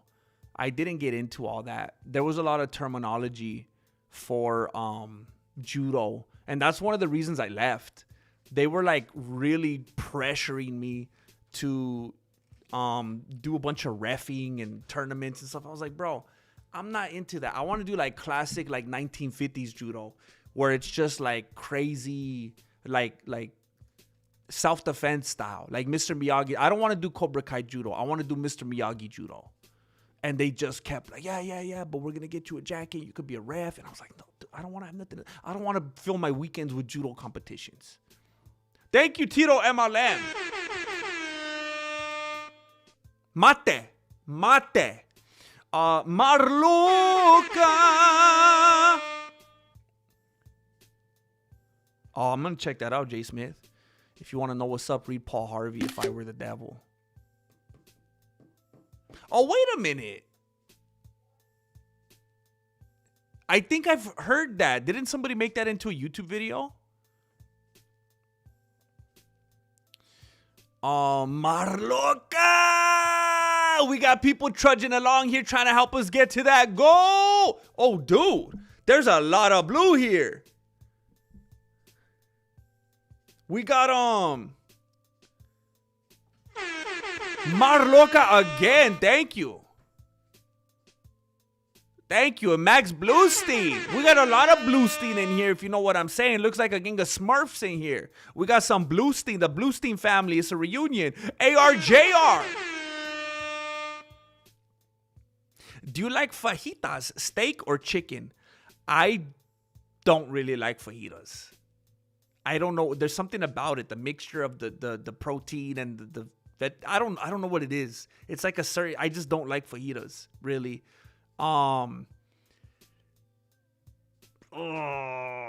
If I did eat them, my preference is probably chicken. Marloca. We're going crazy here. That is upsetting to me that not a lot of people know Joe Louis. That is annoying and disrespectful. And it just kind of shows you the lack of respect that people, you know, I was talking about it not that long ago about how a lot of people, and hey, look, I've built like, I don't know if you could call it a career around it, like the UFC. But I feel like the UFC and the culture of it has kind of taken people to a place where they don't really seem to have the respect for the traditional martial arts that they used to. And I think it's a shame. ARJ!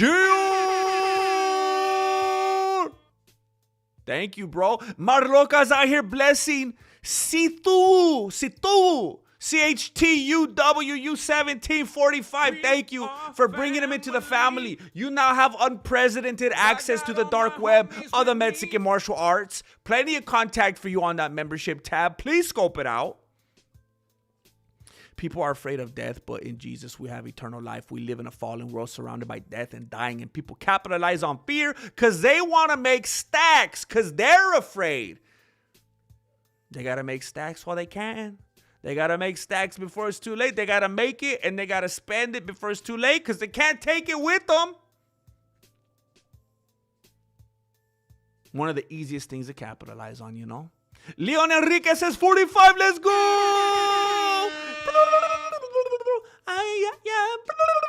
I'm going to be listening to that after this, Leon. You already know this. ARJR responding.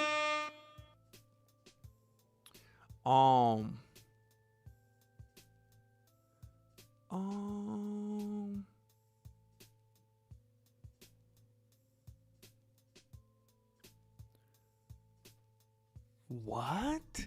My ex cheated on me with several neighbors and numerous others for 8 years? Now she's trying to rub it in even more with my neighbor who is married even more? What? Dude, you got to do like some dudes on YouTube where they like record her and then just put it all over and just be like, wait, is that illegal? Can you do that? I don't mean like in the act. I mean like, be like, look at her. This is what she, and she's like, no, turn it off. I love you. And you're like, no. I've seen those, and it's, you know, sometimes it's necessary. That's terrible, man. That's terrible. Terrible. What the heck, dude? Neighbors, plural, and then numerous others?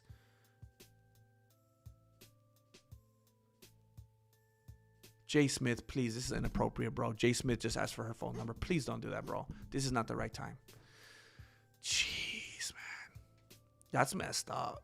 You got to set up a sting, bro. It's the only way. Marloca, thank you. ARJR, we got a team here. Trying to help us up the mountain. We're going shoulder to shoulder. Max Bluestein keeping it blue. Max Bluestein's keeping it blue. Marloca we got the goal. We achieved the goal. Flow goes deep like the ocean. What the? Burn so hard, grab the lotion. Amazing. I might hit the 3-wheel motion. I'm not surprised. Cause I'm sipping on this green tea potion. Whose hot dog is this? This isn't a career. This is an opportunity. Am I right, Miami? Ladies and gentlemen, we've gotten to 50 super chats on a Thursday. It's a weekday. It's not UFC Freedom 250. It's not International Fight Week event day. It's not even Netflix MVP.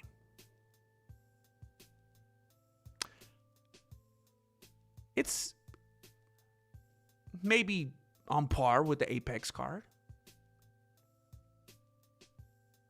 I appreciate it. I always say it. It's the easiest thing. It would have been the easiest thing for us to not get there today. Like I said earlier, all you got to do is do nothing. Let the weeds grow. Let the grass grow out of control. You know, let yourself become unhealthy and stagnant. You know, all you got to do is do nothing. But the people today said, I refuse to do nothing. And we got there. We got there, ladies and gentlemen. I love it. Soda, soda. We don't care about the algorithm. Soda, soda. We don't care about the algorithm. Soda, soda. We have 60 people here right now. Some of them said, I don't care about the algorithm. We are the algorithm. We are the algorithm. Thank you. Thank you very much. ARJR right after the goal. ARJR with shots after the bell. ARJR said, I'm waiting till the ref pulls me off. I didn't hear no bell. I didn't hear no bell.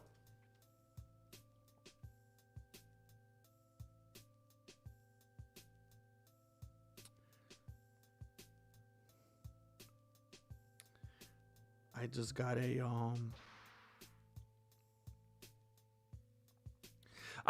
a generous donation from Maroka in the PayPal, that instantaneous. She says, Primo, sending you a big hug. I hope I'm not in PayPal jail and you can see this message. I could see it. I could see it. For those of you that don't know, PayPal was acting up. YouTube has friends in high places, I guess. YouTube, every once in a while, it's like, I don't know if they're in cahoots with Patreon. Patreon ain't sending notifications a lot of the time now. Can't get the TikTok going or the Instagram or the Twitter. It's like, what's going on? PayPal starts acting up. PayPal refusing to take donations. Marloca just being just this generous, supportive individual, and PayPal says, no. You can't support today. You're being too supportive. Nope. Just shutting the door. What's the secret code? Nope. Thank you. We got past it. Thank you.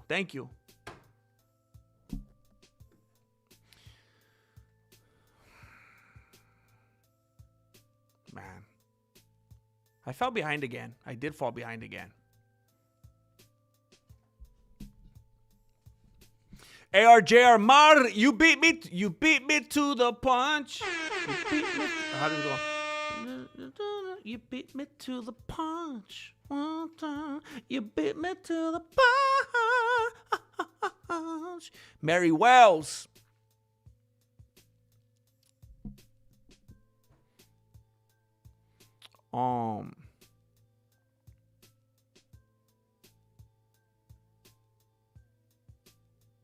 Max talked a little too much about being a prize fighter this week. Does make me a little nervous. He may take a dive like Donald Cerrone or Gina Carano.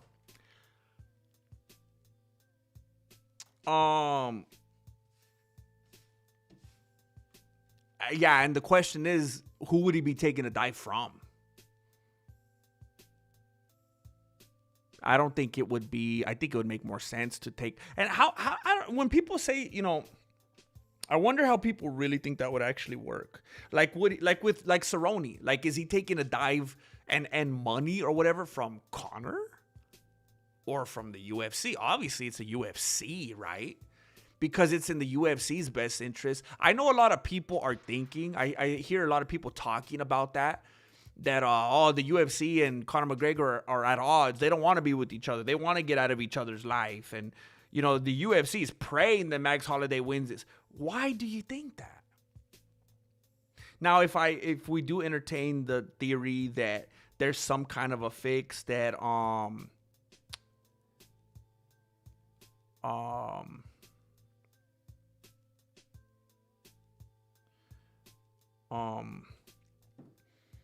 Max would take a dive or whatever, it would be the UFC, right? Because people are thinking they want him to hurry up and be done with them, and, you know, Conor, and not be sticking around for another fight and want more money because now if he won, he wants. Well, if he makes more money, it's because the UFC is gonna get more money. They flow together. If Conor is back and he wins in good fashion, that's good for the UFC. If Max wins, that does nothing for the UFC. Max, I mean, again, I have to mention it every time I talk about it so people don't get the wrong idea. There are asterisks all over Ilya's victory over, if you could even call it that, Max Holloway, Volkanovski, and Oliveira. Asterisks all over. Resume got more stars than the Star Spangled Banner. It's all over the place, dude. Ilya's resume got more little stars on it than the Hollywood Walk of Fame. Okay? But what I'm saying is, on paper, Max lost to him, and then in the fashion that he lost, at least visually, optics-wise, right? And then he loses in the fashion that he does to Oliveira. So he's just losing some big fights when it matters. And then what? He beats a Poirier to a decision, who's a shell of himself, and look at the state he's in right now. Like, that's not a big, doesn't look so good on paper anymore, right? And then he loses in the fashion he did to Oliveira. And then what? If he were to beat Conor, then what? He beat a guy that everyone was doubting anyway, who everyone is saying is broken, and who was out for so long and on drugs and out of shape and blah, blah, blah, blah, blah, blah, blah. That does nothing for the UFC. Nothing. If it does nothing for the UFC and it does nothing for Max. Because if Max, that's kind of like if you, I mean, that's like Max, okay, hey Max, why don't you beat up Valentina Shevchenko, right? And see how much favor that gains you, how much stock that gains you with the public. It won't, right? It's a lose-lose. Same thing with Conor. Because of the way everyone's looking at him and clowning on it, and he's old and blah, blah, blah, even though it's a 3-year gap. But if Max were to take a dive, now it's a win for him, because then he'd be getting the kind of money where it's like, I'm way happier than if I won and didn't have this money. And I don't even have to be embarrassed because my lady knows I'm taking a dive, so I don't lose any face or whatever, you know? Yeah, I mean, yeah.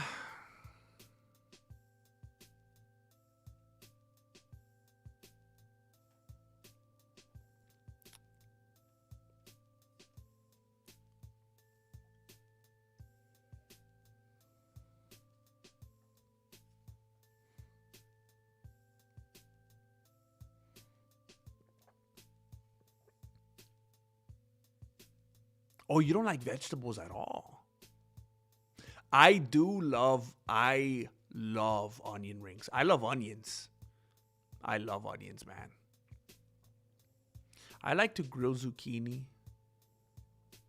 That's me, like when I'm trying to be healthy, I'll grill some meats. Some chicken. I like to fry. I like to grill some zucchini on there. I don't know if I've ever fried zucchini.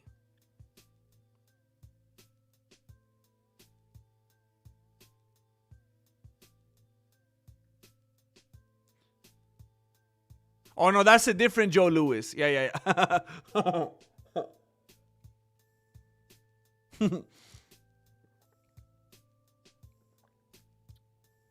We're talking about the White Bomber. It's a little bit different.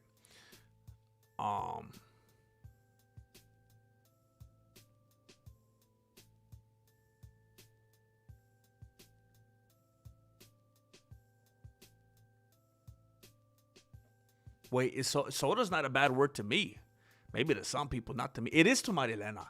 She hates when I drink soda. She wants me to be healthy.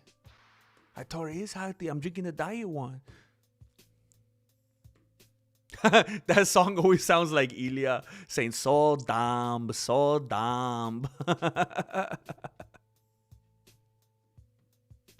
We didn't use belts because Americans do not fight in pajamas. I like that, man.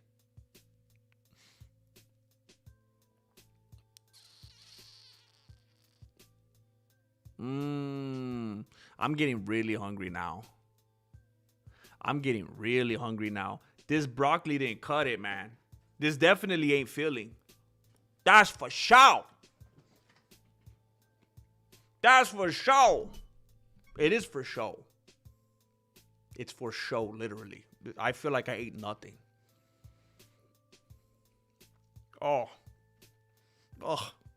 It's not the same without beef and teriyaki. You know?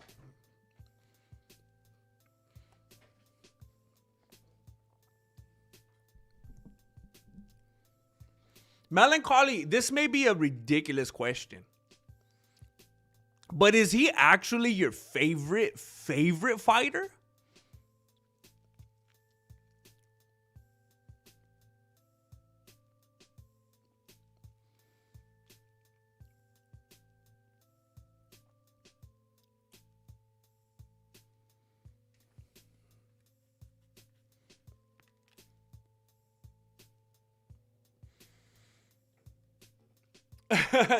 Hey, Jay, I think it was yesterday I uploaded that video about Alex Pereira, and I almost pinned in the top comment, sorry, Jay. I was just thinking he's going to get upset with me.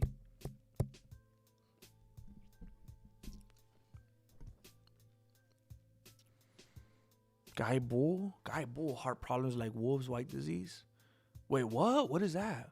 Why no one talk Guy Bull, heart problems like wolves? I never even heard of that. What the heck? He is. Okay. You know what would be so funny, man? If I ever saw Melancholy just walking around in real life and he's all Gucci'd out. He's got his little Gucci bag, his Gucci slides. That would be so funny. He got the Oliveira promo code. ARGR! Joe Blow! Joe Blow! Welcome to the familia. You look beautiful in green. You got your green card. Heck yeah. Oh, man, I'm sorry, Nigel. I must be giving you a hard time lately, too, man. I didn't even know about that. I didn't know who that is, Mystical Ninja. Let me see. Guy Bull. Wait, who's, am I reading this wrong? He has heart problems. Somebody. Are you talking about Gable? Are you talking about Gable Stevenson? Does he actually have heart problems?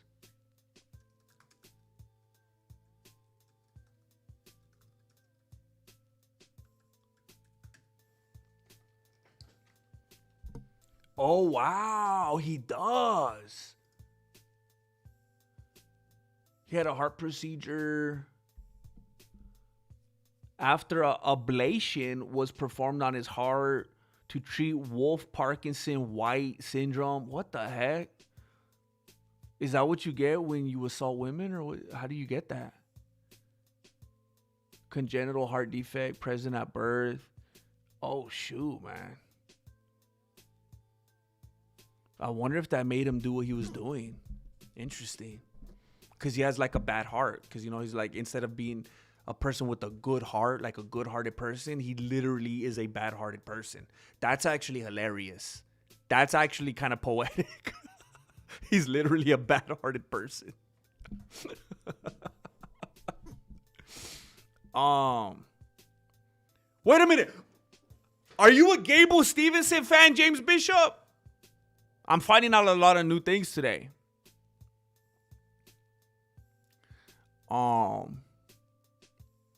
Okay, bro, I don't own a single piece of designer clothes. Okay. I had to try. I had to ask. I didn't even know he had heart problems. How did I not know this? when Canadians realize how much of their programming we control, so they would talk a certain way and say certain things, they're going to get mad at the U.S. government.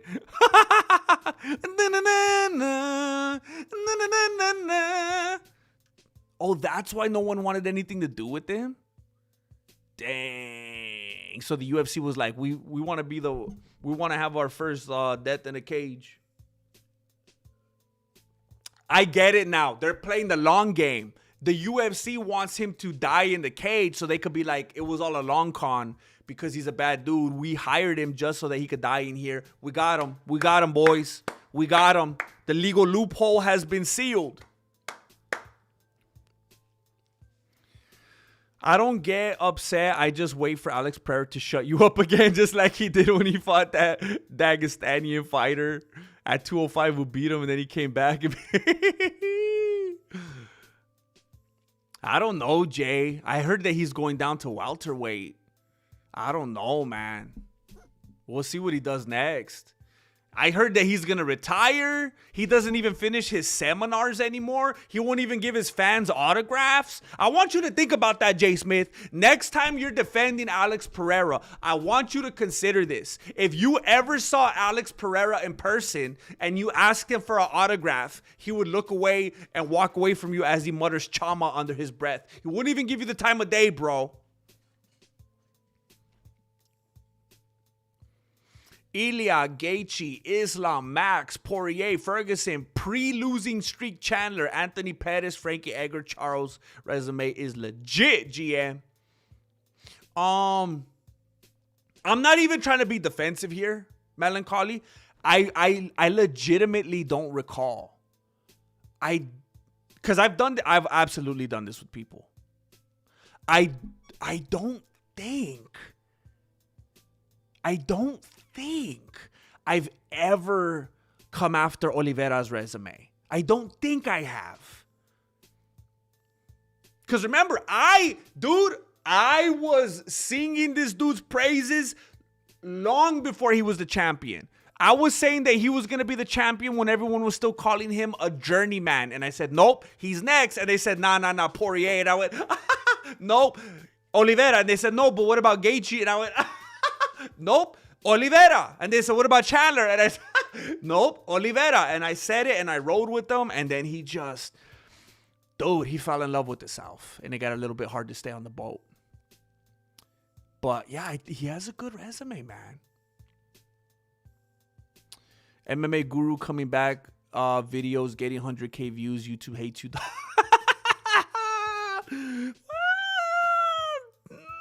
Yeah, there's several things at play. Yeah, that's one of them. Yeah. It's just the way it is, bro. I'm just gonna be that underground band, you know. I'm just over here on the street corner handing out flyers. Yeah, it's not looking good for him at all. MK Ultra took place partially in Canada. Dang, I didn't know he hit Canada like that. Jay Smith. I'm taking notes over here.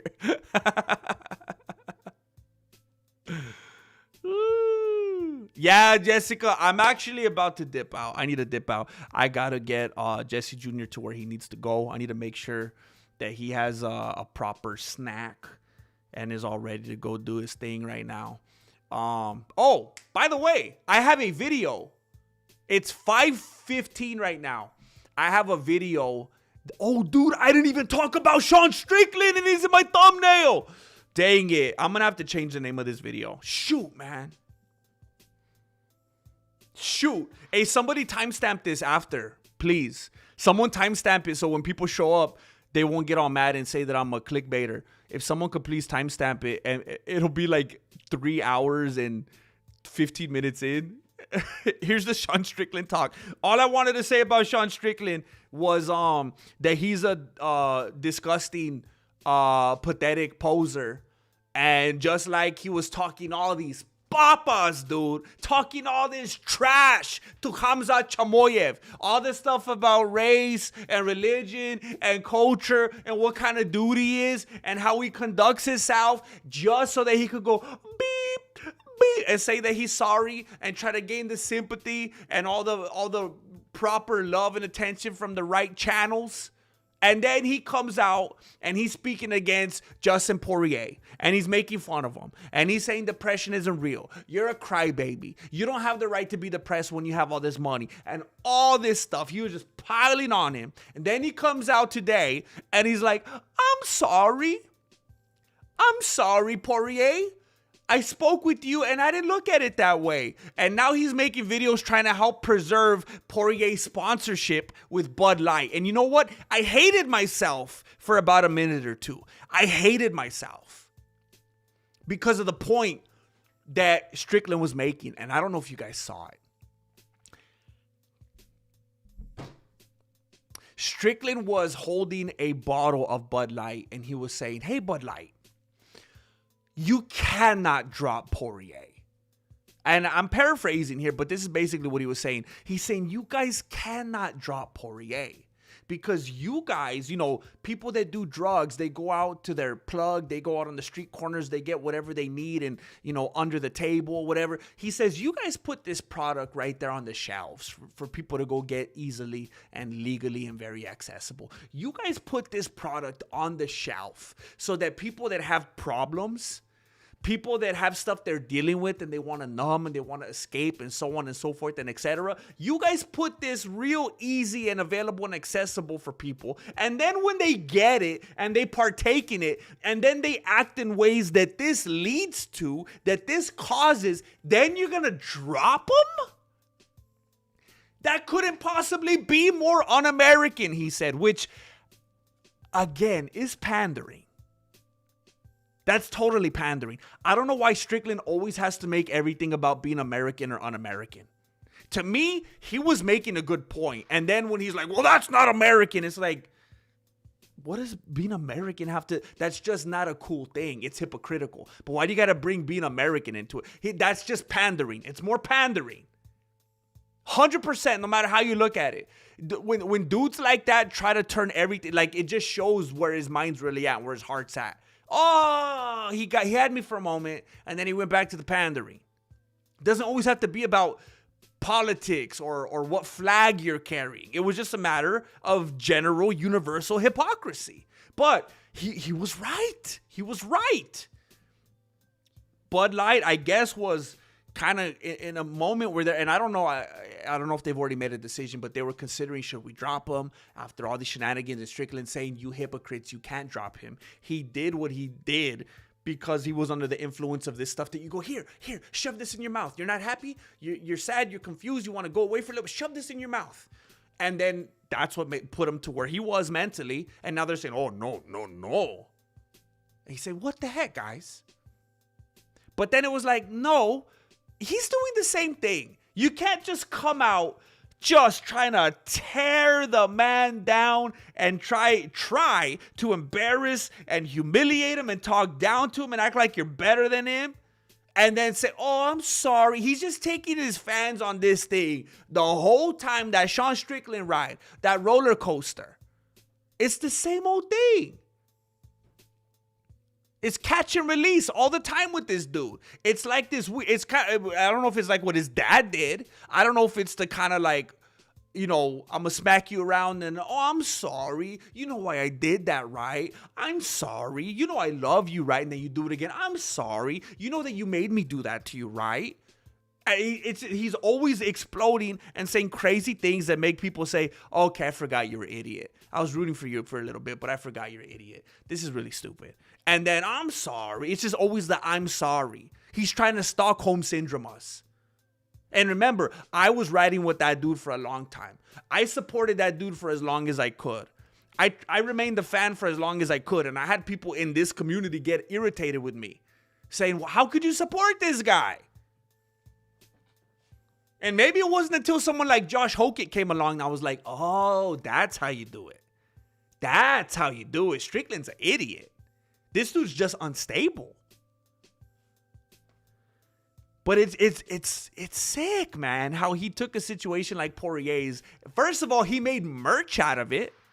He took the opportunity so that he could have these chants in his own gym where he's saying the N-word, which I know is kind of mixed because a lot of people here are like, I say that all the time, whatever. But not only is he saying it, he's making merch out of it. He's literally profiting from it.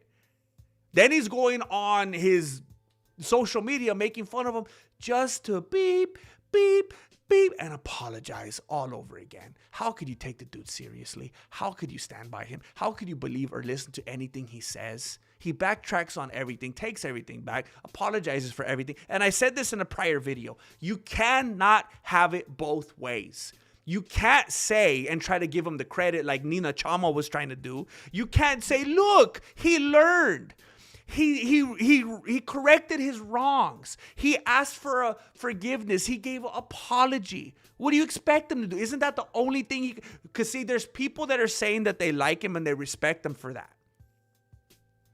But wait a minute, I thought you liked him and respected him for those things he said in the first place. Because he's so unfiltered and raw and one of the last standing Americans, and he tells it like it is, and he just gives it to you straight, and he doesn't mince words. Well, yeah, that is why I like him, because he takes a stand and he's not afraid of it. Oh yeah, but I thought you liked him because he apologized. And because he took it back and he actually is a good person. And he didn't mean to express that hate. Well, yeah, that is why I like him, because he showed that he's a good guy. And, you know, good sportsmanship at the end. And he shook his hand, and that is good. Yeah, but I thought you liked him because of the stuff that he said in the first place. And you identified with him. And he kind of looked like you, and he was the everyman, and he was blue collar, and he was saying these things that you aligned with. Well, yeah, that's right. I do believe in those things. I do align with those things. And I like him because he was saying that stuff that I believe. Yeah, but I thought you liked him because he apologized. And because he's a good person now after all of that. And because he came to his sense. Well, you do like him because of that. Do you see? Do you see how foolish you look?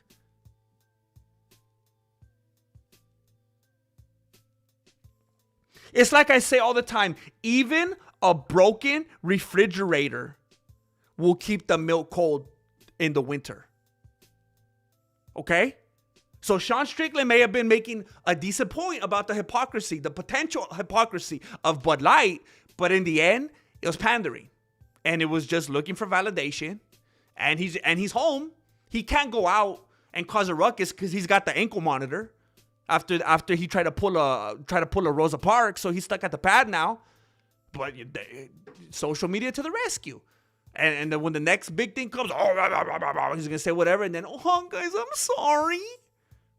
Same old thing, man. He's a pick-me girl. He needs the attention. We need to stop giving it to him. ARJR has blessed Liam Tran 5705. Thank you. Thank you very much, ARJR. These homies keep blessing. The blester train don't stop. ARJR is continuing to bless individuals even after we've reached our goal.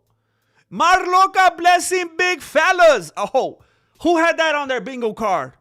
Marloca out here blessing these big fellas. 4723, thank you for being here, big fellas. Thank you, Marloca. I don't know how there's more than one big fella. I don't know if they share an account, but thank you, all of you. ARJR blessing our ship 2187. Thank you, ARJR. And I got some goodies coming to the membership tab very soon. I got some goodies coming to the membership tab. So keep your eyes peeled. Keep looking at that membership tab because there's stuff in there that is not available to the general public. Marloca blessing the unbeatable 6598. Thank you, Marloca, for blessing the unbeatable. Thank you for bringing them into the family. We're growing. ARJR blessing Miak Arte Project. Hey, this is an OG right here. I recognize this name. MIA? Miak Arte Projects. Thank you, ARJR. Thank you, dude. What in the world? We're growing, bro. ARJR has blessed Hector Cepeda Sainz. Dude. Cause I got all my homies with me. Oh my gosh. Oh, you're driving to. Going to East LA. Man, she is driving to East LA. He's an edgelord, dude. He's an edgelord. I was saying it the other day. I finally said it, flagged or not. He's got them mass shooter energies, bro. It's not funny. It's not like entertaining like Josh Hocus style. It's not even like Henry Cejudo or Kobe Covington style. It's like, hey, I have my hand on my weapon in case something goes down style. It's crazy, man. It's like makes you uncomfortable on the edge of your seat kind of dude. Marloca Blessing. Lutz. Lutz 1, 2, 3. Cause I got all my homies with me. Lutz 1, 2, 3. Thank you. Bro, this is frustrating. It's gifting people that aren't even in the chat. How can you tell when it's... Oh, I mean, I guess all you get... Maybe they're just not participating?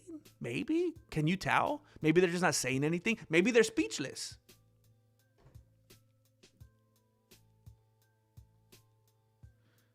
You thought he would give him the title the way he walks it back? Yeah, if you really mean it, hand it over, bro. ARJR out here blessing. Scott, 32 hot 3. I got all my homies Scott with hot. me. Scott 32 hot 3. We are Thank you, bro. Thank you. family. Cause I got all my homies with me. Hey, look at there. Scott 32 hot is very thankful. I love it, man. I love to see it. Every once in a while, it's kind of funny. Someone that's hate watching gets a membership. And it's a little ironic. But it's beautiful to see someone actually like the membership. Hey, there's already a bunch of stuff on that membership that other people don't have access to. And I'm going to be adding more very soon. So please keep an eye on it, Scott. That's wild. After the first comment, I dropped and then I get a gifted membership. I love it. I love it. Good to see you enjoying it. Thank you for being here, bro. And thank you for blessing them, ARJR. Marluca blessing the slice golf. Everything reminds me of food. I hear slice and I'm thinking about pizza. And I still got more broccoli. Thank you, Marluca. Thank you. Oh, I'm getting a headache. I miss bread. I miss bread. ARJR. Nadim. Sheikh. Nadim Sheikh 9062. Thank you, ARJR, for blessing the homie Nadim. And we got ARJR blessing James Morrison. James Morrison, if ever there was a plant. If ever there was an industry plant, you know what I'm talking about? Let's not get into that right now. James Morrison, 7989. You know that it would be untrue. I think it is true, bro. I think the Morrison doth protest it too much. Thank you, ARJR. Thank you, dude. Thank you. I do. Parting is such sweet sorrow. I do have to go. I'm going to be late. I got to get Jesse Jr. to where he needs to get on time. I got to make sure that he has a good meal. Thank you everyone for being here. We've been here for just when we're starting to get a few more viewers. Perfect. Just when I needed you most. We've been streaming for 3 hours and 43 minutes. It flew by. I don't know if you feel the same, but it flew by for me. Jeez. Thank you very much for being here. I have to dip out. As soon as I end this stream right now, I'm gonna publish the video that I already have uploaded for today. It's 5:29 right now. It should literally be up and published. Oh, it's 5:30 now. By like 5:32. I'm literally just gonna click out the page and go live and whatever, and it's good to go. So please check it out. I always tell you guys, it is completely in your control if the video does well or not. Likes, comments, hype, subscribe, shares, all that. I have no control over it. Once I publish the thing, it's out of my hands. So I would appreciate it very much if you would go show it some love. It's actually about Sean Strickland, I believe, if I remember correctly. Thank you for being here. Some of you, most of you have been here like the duration. That's insane. The dedication is insane. I'm going to be back tomorrow with another VOD, with another stream, with another short. I'm going to do it till you're sick of me. And then I'm going to keep doing it until I'm sick of myself. And then I'm going to keep doing it. Thank you very much for being here. Thank you for the support, for the laughs, for the donations. You guys are very generous. I appreciate. Oh, we got Keenan K. The legend Keenan K. What's up, man? So hard, grab the lotion. I might hit the 3-wheel I'm a little behind. You might have dipped already. It's beautiful to see you, man. That's a legend right there in the chat. That's a legend. Beautiful to see you, bro. Good to see you, man. Hey, Keenan K, I usually stream a little bit earlier in the day lately. I've been streaming for almost 4 hours already. Hope to see you again soon, man. You guys be safe out there. You guys be safe out there. I'm gonna be back. Please keep an eye open for the video. Oh, maybe it'll be 5:33. I talked too long. I'm gonna upload the video right now. Thank you for being here. I will see you very soon. Thank you for watching Mexican Martial Arts. Appreciate it. Good looking out.